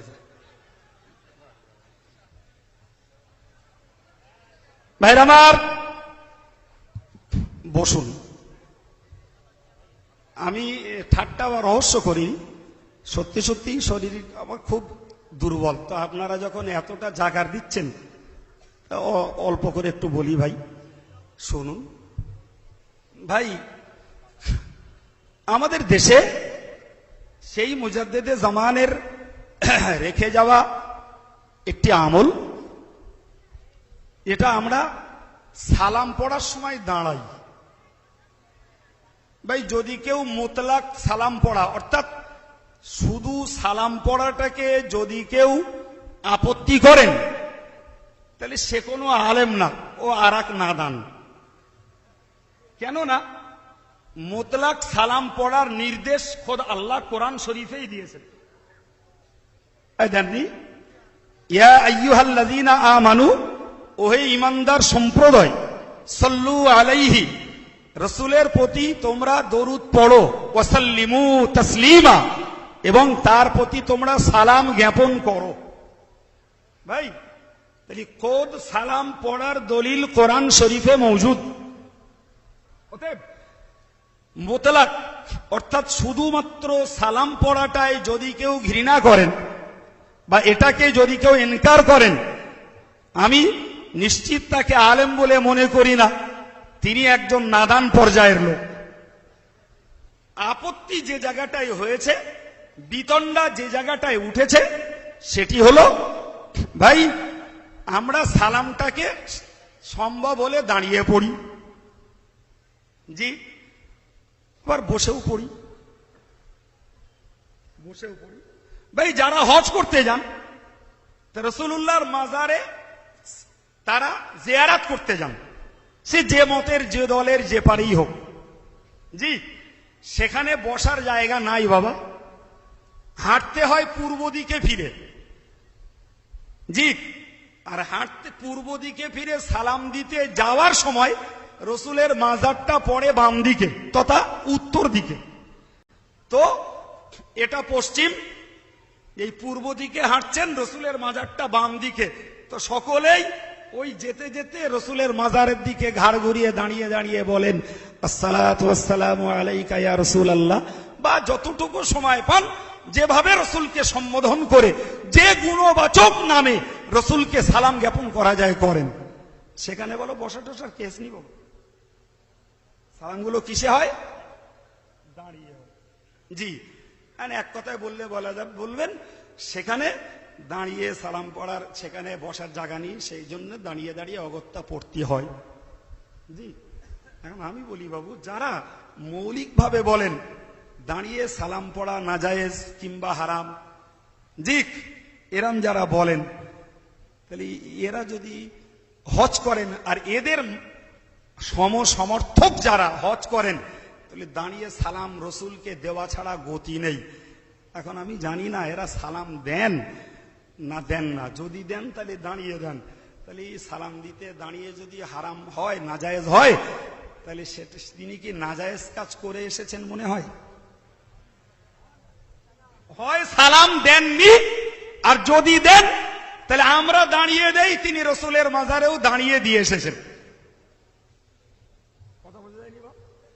আল্লাহ আমাকে এক সপ্তাহ আগে ফিরিয়েছে, টাটকা দেখে এসছি, টাটকা দেখে এসছি। দু একজনের সময় আবার একটু ঠেলাগুতোও করেছি, সে কথা গল্প করার সময় নেই, জি ভাই। আমি আপনাকে বোঝাতে চাইছি, তাহলে সালাম পড়াতে আপত্তির জায়গা নাই, আপত্তির জায়গায় দাঁড়িয়ে পড়ার ক্ষেত্রে। এখন এই দাঁড়িয়ে সালাম পড়াটা ফুরফুরা পীর সাহেব কেবলা শুরু করেছেন, না তার আওলাদেরা, না তার প্রধান খলিফা আল্লামা হুজুর, কে শুরু করেছেন?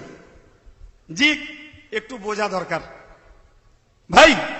আমি সবকিছু বুঝাবার আগে আপনাকে আরেকটা কথা বোঝাই।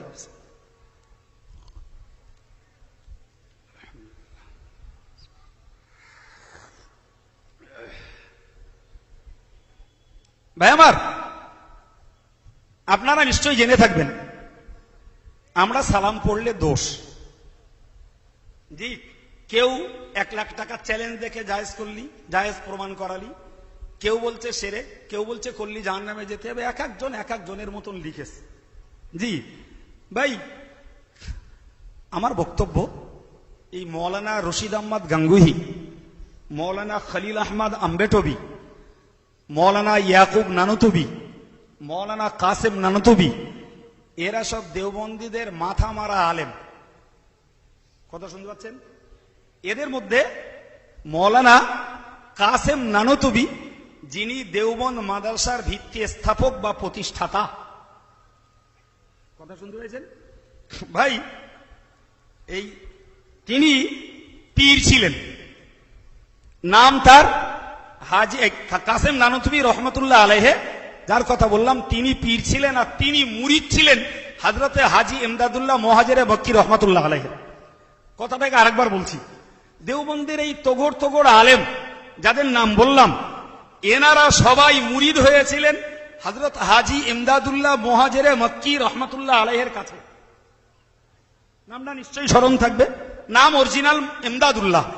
তিনি মক্কাতে হিজরত করে গেছিলেন, তাই তার নামের সঙ্গে সংযুক্ত হয় ইমদাদুল্লাহ মুহাজিরে মক্কি। কথা বোঝা গেছে ভাই? ইনি পীর, আর এই দেওবন্দের তোগড় তোগড় আলেমেরা সবাই মুরিদ, জি। এমনকি যিনি দেওবন্দ মাদ্রাসার প্রতিষ্ঠাতা তিনিও মুরিদ ভাই। তো সেই হাজি ইমদাদুল্লাহ মুহাজিরে মক্কি রহমতুল্লাহ আলাইহে ভাই, তিনি তার একটা উক্তি এই কেতাবে লেখা হয়েছে, কেতাবটির নাম ফয়সালায়ে হাফতে মাসাইল, পৃষ্ঠা নম্বর 5। এখানে লেখা হচ্ছে, और मशराब फकीर का ए है, নিজের দিকে নিজেকে ইঙ্গিত করে নিজেকে ফকির বলেছেন, মুখাপেক্ষী নগণ্য হিসাবে গণ্য করে তিনি বলতে চাইছেন যে আমি নগণ্য, আমার রীতি নীতি হলো এই মাহফিলে মৌলুদ মে শরিক होता हूं, আমি মিলাদের মাহফিলে শরিক হই, बल्कि जरिया बरकत समझकर हर साल मुनाकिद करता हूं, বরকত মনে করে প্রতি বছর আমার বাড়িতে আমি মিলাদের অনুষ্ঠান কায়েম করি। শুনতে পাচ্ছেন? কেউ তো কেয়াম বেদাত বলে আর নাজায়েজ বলে। ভাই আপনারা হয়তো এখনো অত দূর পাননি, তবে পাওয়া যাবে, দিন আসছে। জি, এরপরে বলবে মিলাদ বেদাত বলে রেখেছে কেতাবে, তো এখনো বোধহয় বলার সময় পায়নি ওরা, তাই বের করিনি। কেতাবে বলে রেখেছে মিলাদ বেদাত। কেউ এরকমও বলেছে রসুলের নামে মিলাদ শরীফ করা আর জন্ম বৃত্তান্ত আলোচনার সময় কেয়াম করা ওই রকম যেন শ্রীকৃষ্ণের জন্মাষ্টমী পালন করার মতো। আর একবার সবাই মিলে বলা যাবে না? যদি বলেন এত বড় কথা কোথায় লেখা রয়েছে, ভাই আমি নাম বলে দিচ্ছি, পৃষ্ঠা নম্বরটাও বলে দিচ্ছি, লিখে নেন, না পেলি যাবেন ইনশাল্লাহ তখন দেখাবো। ফতোয়ায়ে মিলাদ শরীফ পৃষ্ঠা নম্বর 13, তাতে লেখা আছে। যাক ওই পর্যন্ত। জি, ইনি বলছেন, যিনি থানভী সাহেবের পীর, গাঙ্গুহি সাহেবের পীর, নানকি সাহেবের পীর, জি ভাই তিনি বলছেন আমি প্রতি বছর মিলাদ দিই और কেয়াম মে লুৎফ ও লজ্জত পাতা হু, এবং কেয়াম করার সময় মনে মনে খুব আনন্দ আর মজা পাই।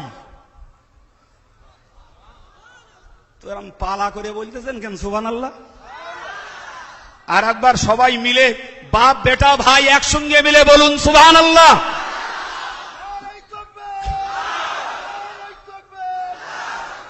ভাই এই যে কথাটা, এটা পূর্বরাত দাদা হুজুরির না, তার 5 আওলাদের না, বর্তমান ভাইদের না, তার 555 জন আলেম খলিফার না, 80 থেকে 90 লক্ষ তার মুরিদদের কারণ না।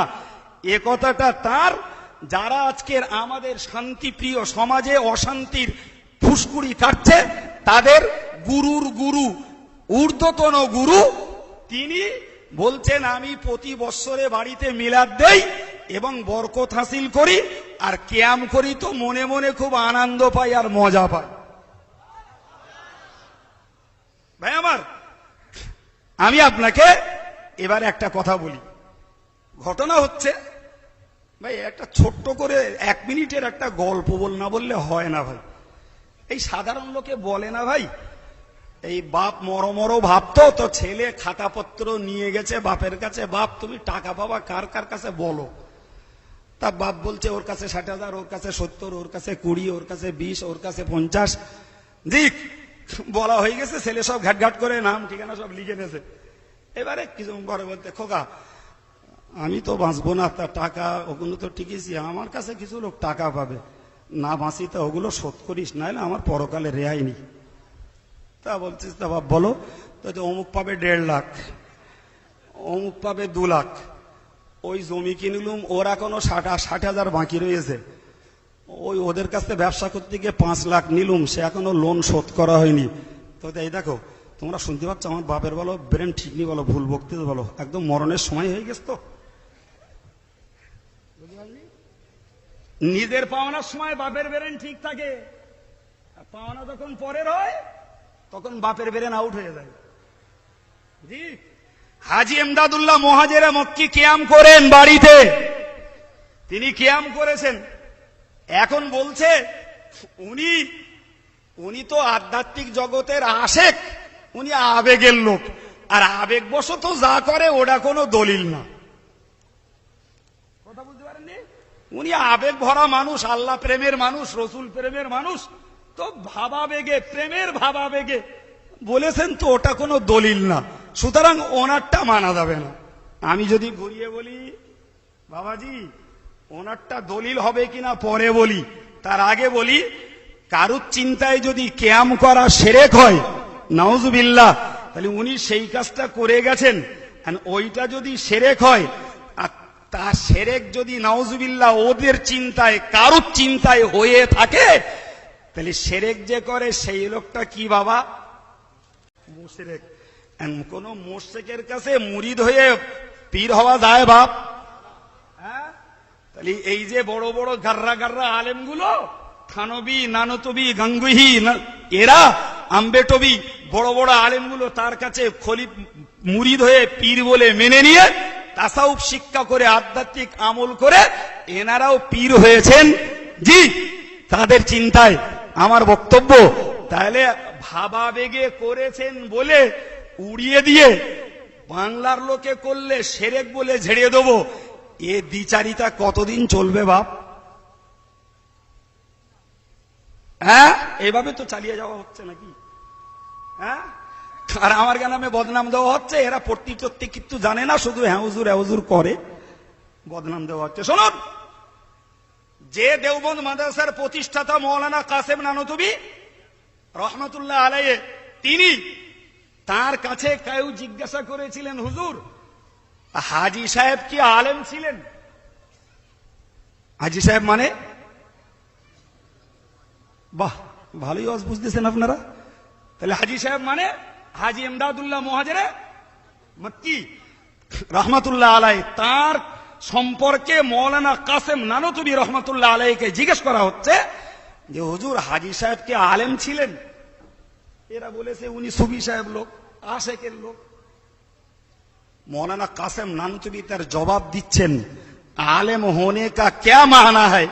वो तो खुद आलिम बनाने का कारखाना है।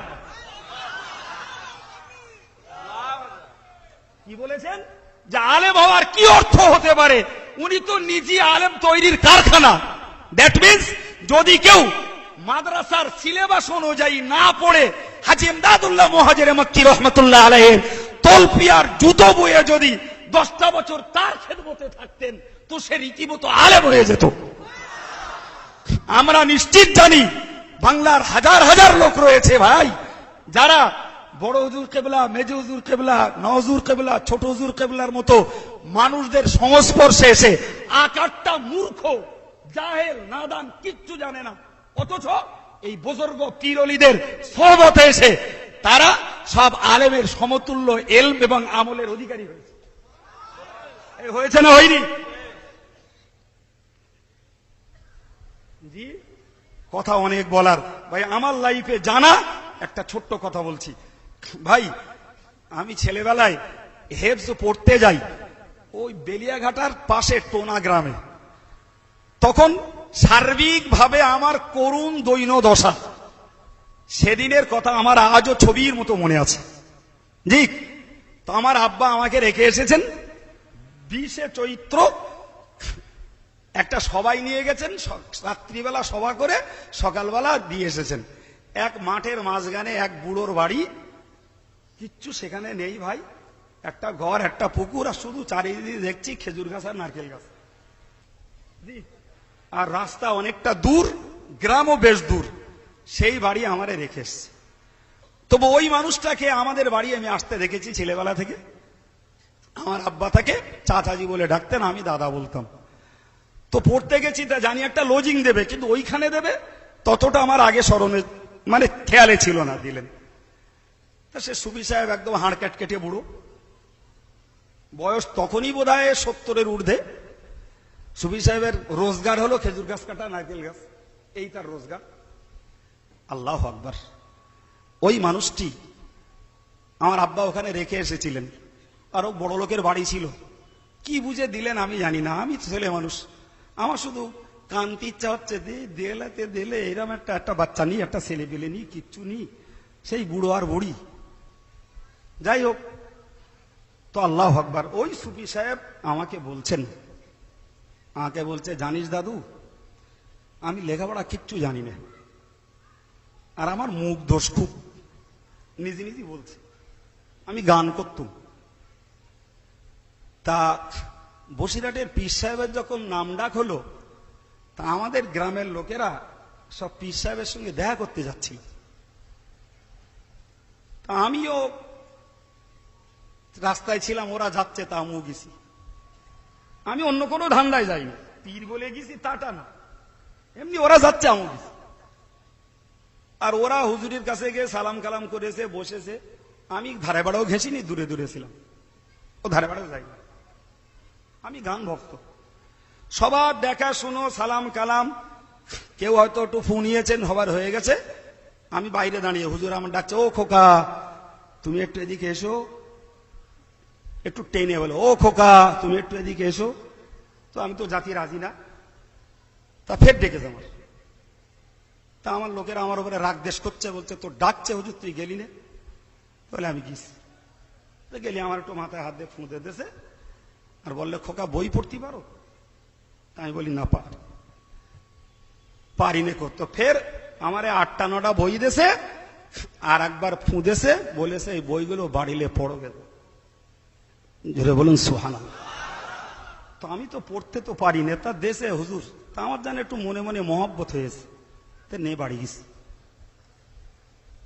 বাড়ি যে বই খুলে খুলে দেখছি আমি ভালোই পড়তে পারছি। সুবহানাল্লাহ। ভাই সেই লোকটি বলছে আর হাউ হাউ করে কাঁদছে, হাউ হাউ করে কাঁদছে যে আল্লাহ পাক আমাকে এত বড় কাশফ শক্তি দিয়েছিলেন আল্লামা হুজুরের ওসিলাতে, শুধুমাত্র তার ইন্তেকালের বাদে আমি আমার নিজের কিছু ভাষাগত ত্রুটি বিচ্যুতিতে হারিয়ে ফেলেছি। লেখাপড়া জানতাম না, গান করে বেড়াতাম, হুজুর ফু দিলেন আর বই দিলেন, সেই দিন থেকে বই পড়তে শুরু করলাম। কয়েকদিন পর থেকে নামাজ পড়তে ধরলাম, দেশময় ছড়িয়ে গেল। নাম ছিল আহমদ আলী, নাম হলো সুফি সাহেব। জোরে বলবেন সুবহানাল্লাহ। জি, আমি কি বলতে চেয়েছি বলুন ভাই?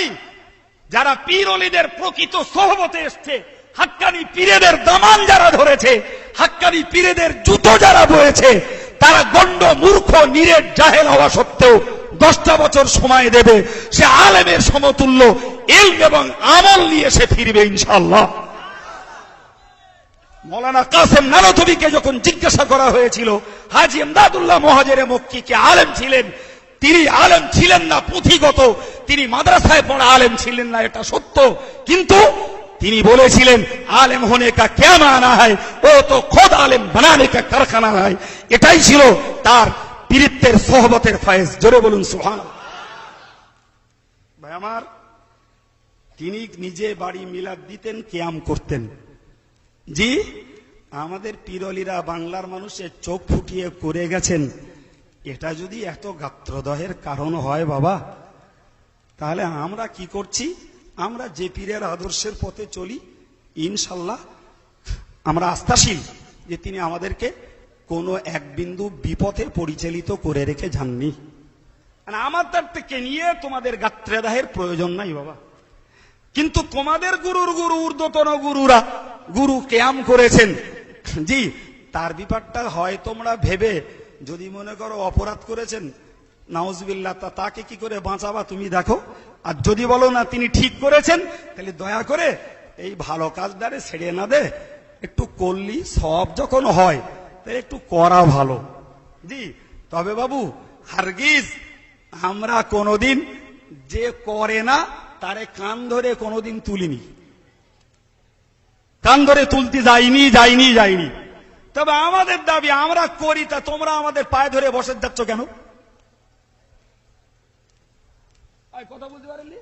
তুমি করো না, তোমার তোর কান ধরে টেনে তুলিনি, ওঠ কেমন হচ্ছে, ওঠ। তুমি আমার পায়ে ধরে বসে যাচ্ছ কেন? কোন বিবেকে এই কথাগুলো লেখা হয়?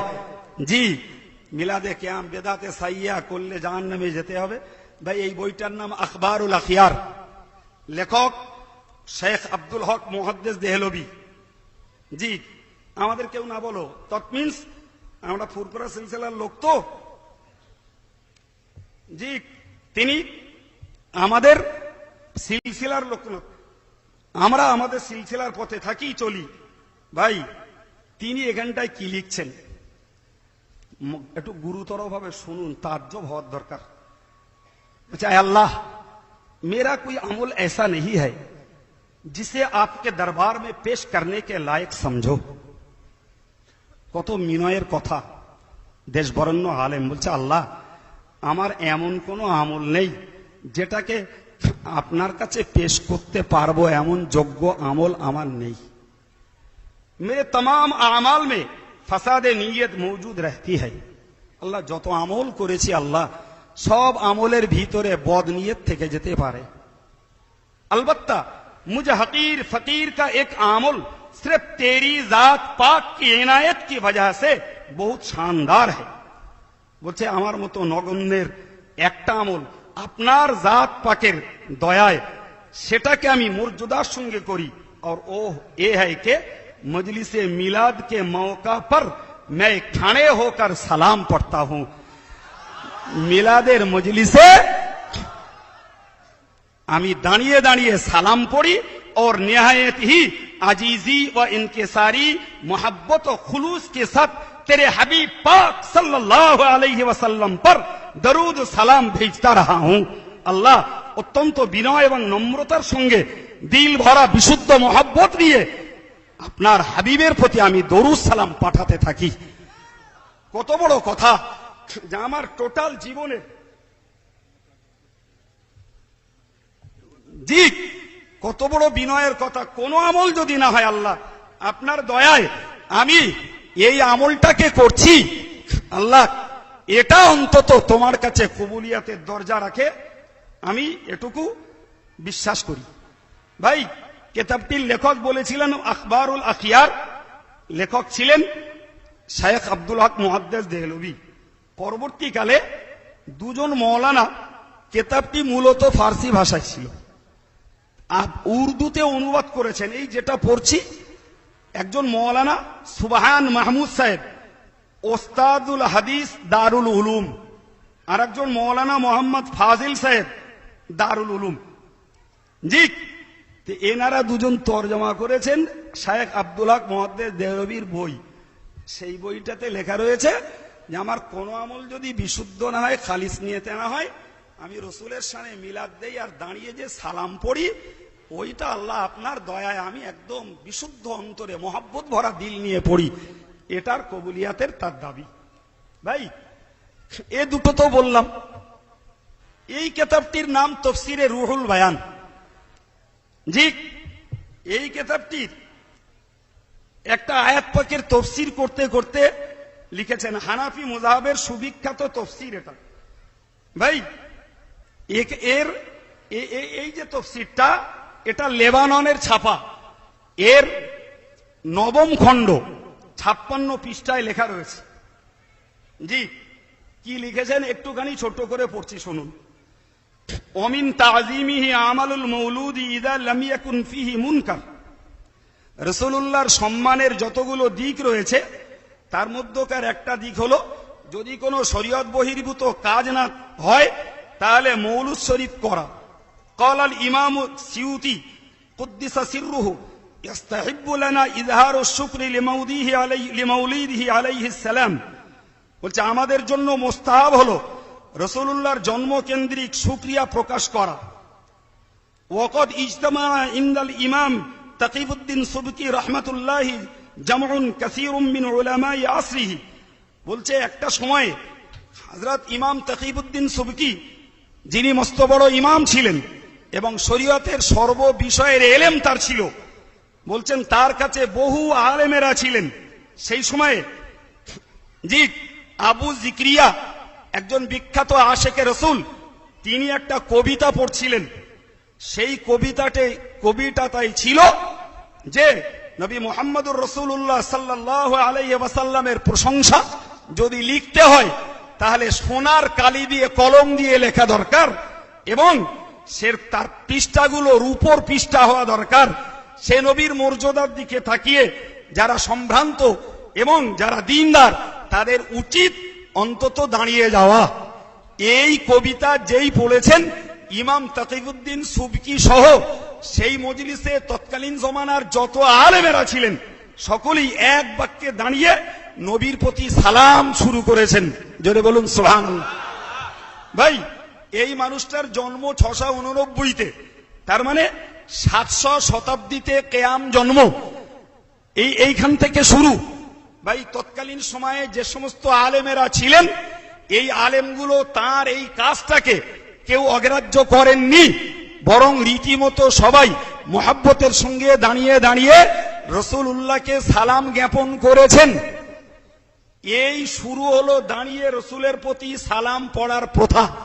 ভাই আমার 700 হিজরি শতাব্দী আর এটা 1435, তাহলে সুদীর্ঘ 700 বছরের অধিক কাল হয়েছে।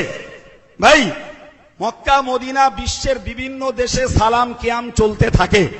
সব থেকে মজার কথা হলো যে হযরত ইমাম তাকিবউদ্দিন সুবকি রহমাতুল্লাহ আলাইহির ওই মজলিসে যত ওলামারা ছিলেন এবং তার বেঁচে থাকাকালীন যত ওলামারা ছিলেন, সকল ওলামারা বিনা এনকারে, বিনা প্রতিবাদে, বিনা সমালোচনায় রসুলের নামের স্মরণ বা রসুলের নাম যখন উচ্চারিত হয় তখন সম্ভব হলে দাঁড়িয়ে সালাম পড়াটাকে মুস্তাহাব, মুস্তাহাসান এবং সওয়াবের কাজ বলে আখ্যায়িত করেছেন। একটু জোরে বলা যাবে না ভাই আমার? এর 50 বছর পরে, এর 50 বছর পরে তাজউদ্দিন ফাকিহানি বলে মালিকি মুযহাবের একজন ইমাম, তিনি প্রথম কিয়ামের বিরুদ্ধে আপত্তি তুললেন।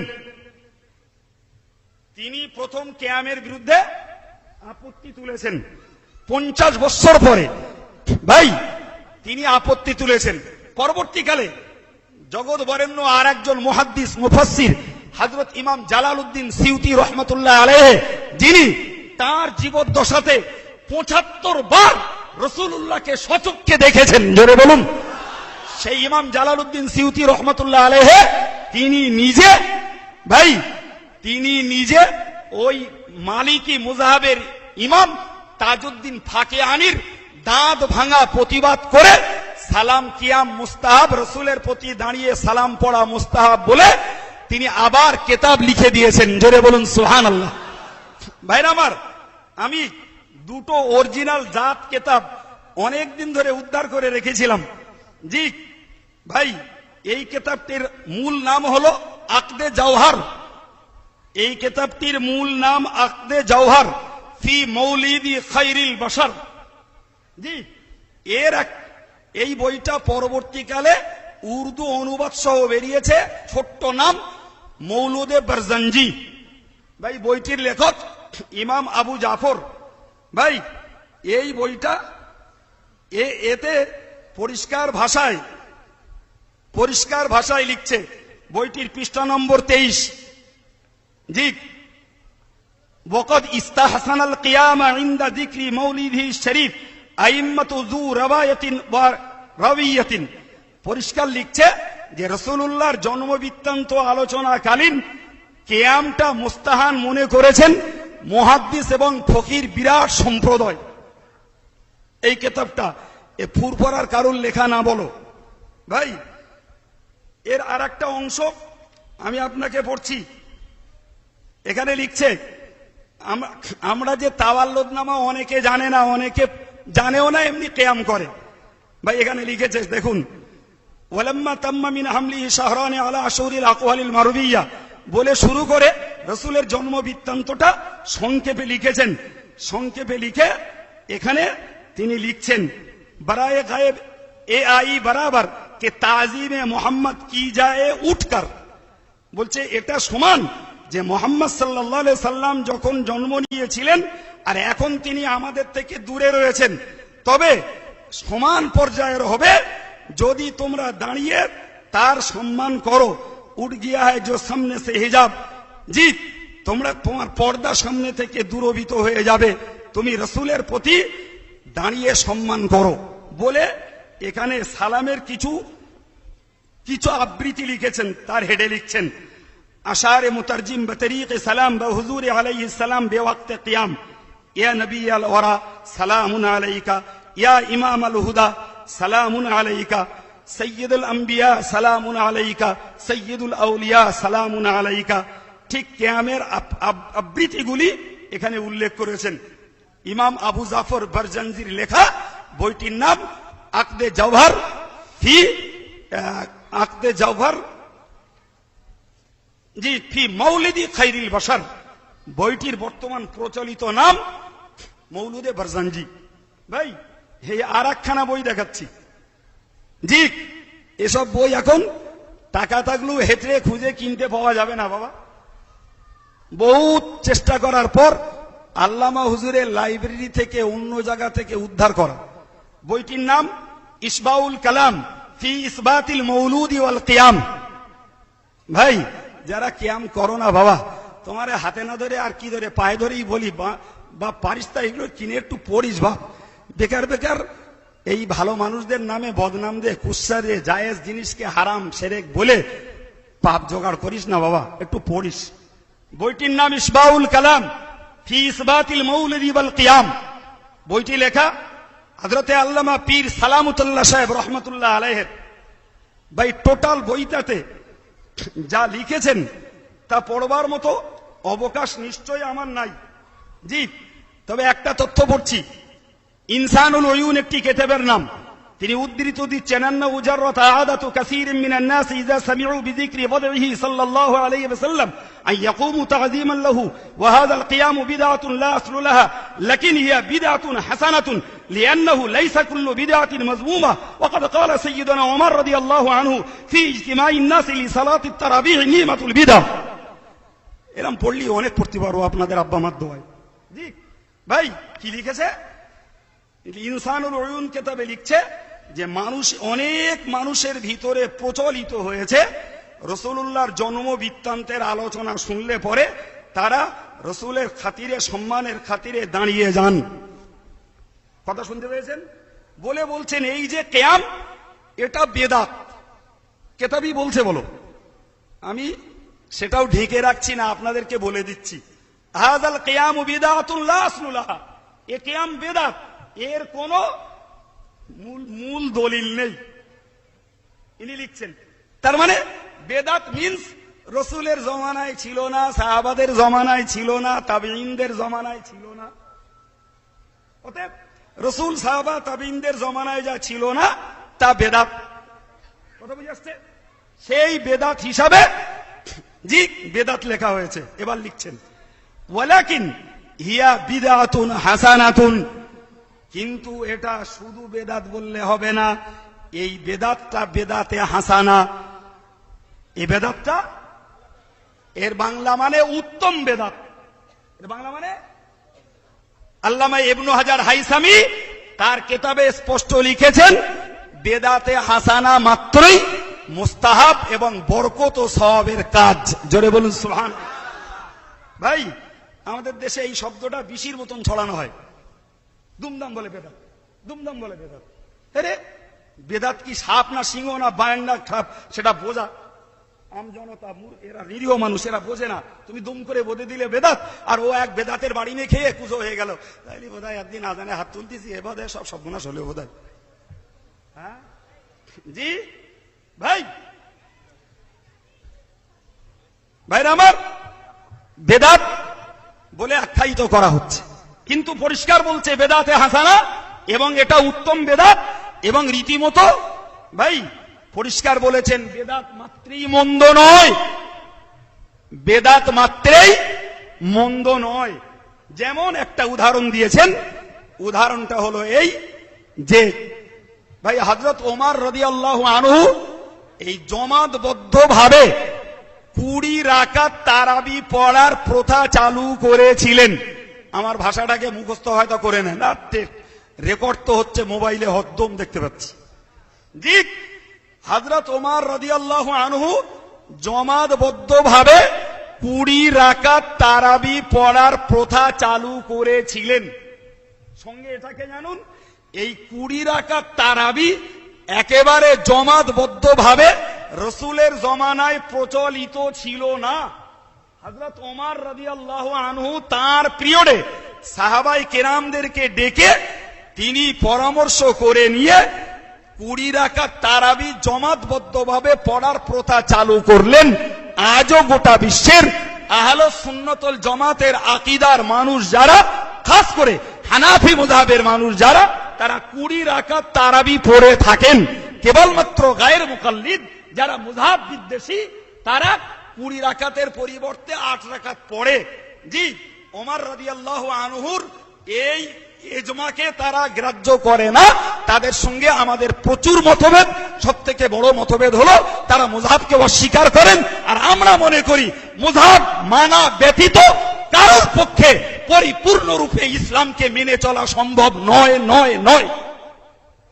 জি, হযরত ওমর 20 রাকাত তারাবি শুরু করে বলেছিলেন, হাযিহি নি'মাতুল বিদআ, আমি যেটা করেছি এটা রাসূলের জমানায় যদিও হয়নি, কিন্তু এটা উত্তম বেদাত। একটু জোরে বলা যাবে সুবহানাল্লাহ? তাহলে বেদাতের ছোবল খেলেই ভাবলে হবে না যে বেদাত মানি দোষের। কিছু বেদাত রয়েছে যেগুলো সওয়াবের কাজ। জি, এবং রীতিমতো গোটা দুনিয়ার দেওবন্দি, ফুরফুরা, তবলিগ সব মতের আলেমেরা সে বেদাত কাজগুলো করেও থাকে। কথা বুঝতে পারেননি? যদি বলেন হুজুর কেরাম, পিছনে বক্তা ভাই এসেছেন, একটা বলি, আমরা নামাজের মৌখিক নিয়ত করি, আমরাও করি, ওনারাও করেন, ওটা বলো বেদাত। কথা বুঝতে পারেননি ভাই? নামাজে জুমার দিনে দ্বিতীয় আজান দেওয়া হয়, ও আজান ওসমানের জমানায় শুরু, রসুলের জমানায় ছিল না, ও আর এক পর্যায়ের বেদাত। কথা বুঝতে পারছেন? এখন শোনেননি দেশে নতুন হাওয়া চালু হয়েছে, ফজরের আজান দেওয়ার পরে জমাতের মিনিট 15 বাকি থাকতে বলে যে জমাতের আর 15 মিনিট বাকি আছে, বলে না অনেক জায়গায়? ভাই ওটা আর এক বেদাত। হ্যাঁ জি, দেওবন্দ মাদ্রাসায় ছেলেদের মাথায় পাগড়ি পরানোর জন্য দেস্তারবন্দি জলসা করে, ও আর এক কাঁচা বেদাত। নড়ে চড়ে এরা কখন কিয়াম করে, ওই বেদাতটার মাথার যন্ত্রণা হয়। এরা আজানে হাত তুললি সেটা বেদাত বলে চিল্লানো হয়, আর এই যে বেদাত গুলো সবাই মিলে করতেছে, ওটার দোষ নি না। জি ভাই, ভাই এসেছেন, খারাপ লাগছে আমার, তবুও এই চলন্ত গাড়ি তো, এক চান্সে ব্রেক মারলে অ্যাক্সিডেন্ট হবে, একটু রয়ে সয়ে মারতেছি ভাই, এই 1-2 মিনিটের মধ্যে। জি ভাই, এই কিতাবের 61 পৃষ্ঠা পড়ছি, শুনুন। জি, ইস্তেহসান এ ফেহেল হুসন বার পুরদাख्ता व आजिम उलमा मक्का मुअज्जबा हमचू मौलाना अब्दुल्लाह इब्ने मोहम्मद मुफ्ती हनाफी, मौलाना हसन इब्ने इब्राहिम मुफ्ती मालिकी, मौलाना मोहम्मद उमर इब्ने अबी बकर मुफ्ती शाफी, मौलाना मोहम्मद बिन इहिया मुफ्ती हम्बली, मौलाना अब्दुल्लाह सिराज हनाफी, मौलाना उस्मान हसन दिमियती शाफी के अरबाब हिल व इक़्द दीन इस्लाम इबारत अज़ई उलमा इज़ामस। फारसी भाई। জি, ইনি লিখছেন যে এই সালাম কিয়ামটা উত্তম কাজ এবং পূর্ণাঙ্গ উত্তম। মক্কা বড় বড় আলেমেরা এই সালামটাকে সুন্নত, এই মুস্তাহাসান বলেছেন। যেমন মৌলানা আব্দুল্লাহ ইবনে মুহাম্মদ হানাফি মুফতি মক্কা শরীফের, আমার কেন না বলো, মক্কা শরীফের হানাফি মুফতি, মৌলানা হাসান বিন ইব্রাহিম মুফতি মালিকি মুযহাবের মুফতি মৌলানা হাসান ইবনে ইব্রাহিম, মৌলানা মোহাম্মদ ইবনে ওমর আবি বকর শাফি মুযহাবের মুফতি, মৌলানা মোহাম্মদ বিন ইহিয়া মুফতি হাম্বলি মুযহাবের মুফতি, মৌলানা আব্দুল্লাহ সিরাজ হানাফি মুযহাবের আরেক মুফতি মৌলানা আব্দুল্লাহ সিরাজ, মৌলানা ওসমান হাসান দিমিয়াতি, জি ইনি শাফি মুযহাবের, বলে লিখছেন যে এই জাতীয় আরব এবং আজমের, মক্কা এবং মক্কার বাইরের তাবড় তোমড় আলেমেরা এই কাজটাকে তারা মুস্তাহাসান সওয়াবের কাজ বলে আখ্যায়িত করেছেন। একটু বলা যাবে? আর একটু জোরে বলা যাবে না? জি, একবার জোরে সোরে বলুন না, সিলসিলায়ে মুজাদ্দিদে জামান, সিলসিলায়ে মুজাদ্দিদে জামান, নারায়ে তাকবীর, নারায়ে তাকবীর, আহলে সুন্নাত ওয়াল জামাত। ভাই তাহলে ফুরফুরা পীর সাহেব কিয়াম করে গেছেন, আল্লামা রুহুল আমিন সাহেব হুজুর কিয়ামের বিরুদ্ধে সেই জমানায় একজন কেতাব লিখেছিল, তার বিরুদ্ধে কেতাব লিখে রেখে গেছেন। ভাই সে অবদানকে অস্বীকার করলে নেমো খারাপি করা হবে। ভাই আমার বক্তব্য আমি দেখানোর জন্য অরিজিনাল কেতাব আপনাদের সামনে হাজির করেছি। আমার বক্তব্য আমি বোঝাতে চাইছি, তাহলে ফুরফুরা সিলসিলার মানুষেরা, এদের ভক্ত সমর্থক বাংলার বাইরে জুড়ে যারা রসুলের নামের শানে, রসুলের জন্ম বৃত্তান্ত আলোচনার সময় দাঁড়িয়ে সালাম পড়ে থাকেন, নিঃসন্দেহে এটা ফুরফুরার নিজস্ব ফতোয়া নয়। এ ফতোয়া জি এই কেতাবের, এ ফতোয়া মৌলুদে বারজানজির, এ ফতোয়া ইসবাউল কালামের, এ ফতোয়া তাফসীরে রুহুল বায়ানের, এ ফতোয়া সিরাতে হালাবির, ভাই এ ফতোয়া আখবারুল আখিয়ার কেতাবের। ভাই তাহলে ফুরফুরাদের নামে দোষ দিলে হবে? এই কেতাবগুলো যারা লিখেছে তাদের নামে একটু দিলি হয়। ভাই আর একটা কথা আপনাদের, আমার সাবজেক্টের বাইরে, কিন্তু উপকারের স্বার্থে একটুখানি বলে দেব মনে করছি। উপকারের স্বার্থে জি ভাই, আপনারা রাগ করছেন নাকি? জি, উপকারের স্বার্থে ছোট্ট একটা কথা বলে দিচ্ছি, এটা আমার সাবজেক্ট দেয়নি এরা, তো অনেকটা মানুষ রয়েছে, একটু উপকার হবে। ভাই এখানে একটা প্রশ্ন হচ্ছে, কেতাবটির নাম ফতোয়া ইমদাদিয়া, খণ্ড নম্বর 1, পৃষ্ঠা নম্বর 102। सवाल, क्या फरमाते हैं उलमाए दीन और खुलाफाए शरअ मतीन জি, বলছে দিনের আলেমেরা এবং শরীয়তের প্রকৃত প্রতিনিধি যারা কি বলেন ইস মসালা মে दुआ मांगना हाथ उठाकर बाद आजान के कैसा है, আজানের পরে হাত তুলে দোয়া করাটা কিরকম। এই কিতাবের লেখক মৌলানা আশরাফ আলী থানভী রহমতুল্লাহ আলাইহ তিনি জবাব দিচ্ছেন, বিতখসিস दुआए आजान में हाथ उठाना तो नहीं देखा गया, বিশেষভাবে আজানের দোয়াতে হাত ওঠানো দেখা যায়নি, मगर मुतलकन दुआ में हाथ उठाना अहादीसे कौलिया फिलिया मुरफुआ मौकुफा कसीरा शहीरा से साबित है। তবে সাধারণভাবে দোয়া করতে গেলে হাত উঠিয়ে করতে হয় এরূপ কথা রসুলের কথাগত হাদিসে, রসুলের কার্যগত হাদিসে, রসুলের মৌনতা অবলম্বন করা হাদিসে প্রচুর পরিমাণে হাদিসে বিদ্যমান যে দোয়া করতে গেলে হাত উঠিয়ে দোয়া করতে হয়। জি, মিন গায়রি তাখসিস বদোয়ায়ে দুনে দোয়ায়ে পাস, এই দোয়ায় হাত ওঠানো যাবে এই দোয়ায় যাবে না এমন কোন কথা হাদিসে লেখা নেই। হাদিসে দোয়া করতে গেলে হাত উঠানোর কথা আছে। জি, बस दुआए आजान में भी हाथ उठाना सुन्नत होगा, আজানের দোয়াতেও হাত উঠানো সুন্নত হবে। লিইতিলাকিদ দালাইল, দলিলগুলো সাধারণভাবে রয়েছে তাই। কি দলিল? ওয়ান আনাস ইবনে মালিক রাদিয়াল্লাহু আনহু قال كان رسول الله صلى الله عليه وسلم يرفع يديه في الدعاء حتى يرى بياض ابطيه। জি, হযরত আনাস ইবনে মালিক বলেন রাসূল করিম সাল্লাল্লাহু আলাইহি সাল্লাম তার দোয়াতে এতটা হাত ওঠাতেন তার বগলের শুভ্রতা দেখতে পাওয়া যেত। জি, পরে একটু ওয়ান সাইব ইবনে ইয়াজিদ নবী আন নবী সাল্লাল্লাহু আলাইহি সাল্লাম কান ইযা দা ফারাফা ইয়াদাইহি ফামাসা ওয়াজহু বিয়াদাইহি রাওয়াহুম আল বাইহাকি। জি, হযরত সাইব ইবনে ইয়াজিদ থেকে বর্ণিত হাদিস, রাসূল যখন দোয়া করতেন হাত উঠাতেন এবং দোয়ার শেষে হাতটাকে দুই হাতকে তার চেহারাতে মুছতেন, চেহারাতে হাত মুছতেন। ইমাম বাইহাকি হাদিস দুটিকে বর্ণনা করেছেন। হযরতে থানভী সাহেব বলছেন যে খাস করে আজানে দোয়াতে হাত ওঠানোর হাদিস না থাকলেও আমভাবে হাদিসে হাত ওঠানো দোয়াতে প্রমাণ রয়েছে। এ দোয়ায় তোলা যাবে না ও দোয়ায় তোলা যাবে না এমন কোন পার্থক্য হাদিসের কিতাবে নেই। এই সূত্রে আজানের পরে হাত ওঠানো সুন্নত। জি, তবে ভাই সে অনেক ক্ষেত্রে বলে না বাঁশের চেয়ে কুঞ্চি ডাগর, বলে না দেশে। থানভী সাহেবের অরিজিনাল কিতাব পড়ে দিলাম, পরবর্তীকালে যেটা দেখেছে সর্বনাশ থানভী সাহেব যা লিখে গেছে এ তো আমার যে হাত তুলিনে লোকে তো আমাকে বলবারি ওর বোধহয় হাত বোধহয় কোনো কিছু আছে তাই তুলতে পারে না বোধহয়, তাই তাড়াতাড়ি করে একটা ফুটনোট লিখেছে, ফুটনোট যারে বলে পর টিকা লিখে দিয়েছে। সেখানে ভদ্রলোক লিখছে এ মতলব নেই কে আফজাল হোগা, মানে বাংলা কথা বলতে গেলে বলতে হয় ভাই এদের সাজা দেওয়ার লোক নেই, বুঝলেন। থানভী সাহেব লিখলেন সুন্নত হোগা আর ও তার উপরে রং চড়িয়ে লিখতেছে সুন্নত হোগা বলেছে বটে, তবে এটা মানে না যে দোয়ায় হাত তুললি ভালো হবে, বুঝতে পারেননি। তাহলে সর্বনাশ তো হয়ে তো গেছে, একটা খোঁচা দিয়ে রাখি যদি এতে দুটো হাত কম ওঠে। মূল কিতাব বলছে সুন্নত হবে আর ও হাসিয়া চড়িয়ে বলছে মতলব এ নেই কে আফজাল হোগা, তার মানে মতলব মর্মটা এই নয় যে ভালো হবে হাত তুললি। কি ভাই সত্যিকারের এর বিচার করার লোক আছে বলতে চাচ্ছেন? হ্যাঁ ভাই, হাত ওঠানোর কথা কার কেতাবে লেখা? আমাদের ফুরফুরা হুজুরদের কেতাবে, বসিয়াট হুজুরের কেতাবে, হ্যাঁ ফুরফুরার আবেগ ভরা ভক্তদের কেতাবে? থানভী সাহেব নিজের কেতাবে লিখেছেন সুন্নত বলে। আরে যারা হাত ওঠায় না তারা তাদের পীর তাদের গুরুকে তারা মানে না।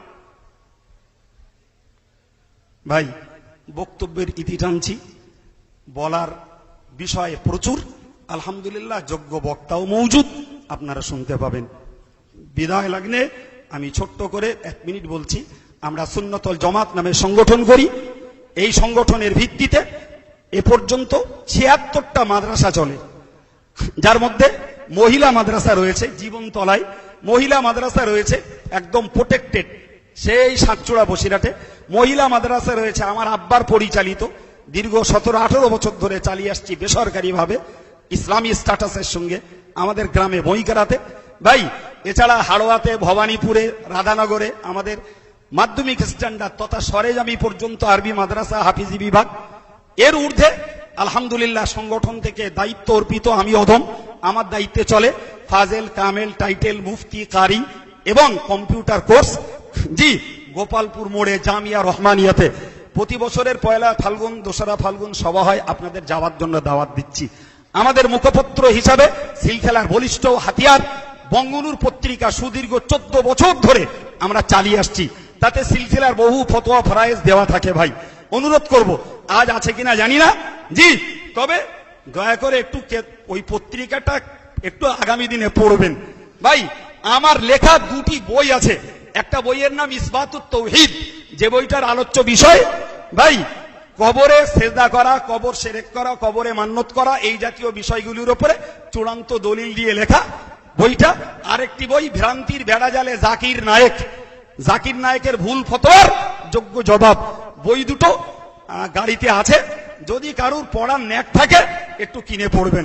আমি ভাইয়ের কম বেশি প্রায় 10 মিনিট সময় ব্যয় করে ফেলেছি প্রয়োজনের তাগিদে।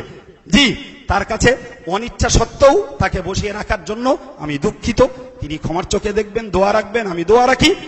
আজকের অনুষ্ঠান শেষ পর্যন্ত সুসম্পন্ন হোক, সকলেই বলি আল্লাহুম্মা আমিন। জি, ওমা আলাইনা ইল্লাল বালাগ। মুহাব্বতের সঙ্গে দরুদ শরীফ। আল্লাহ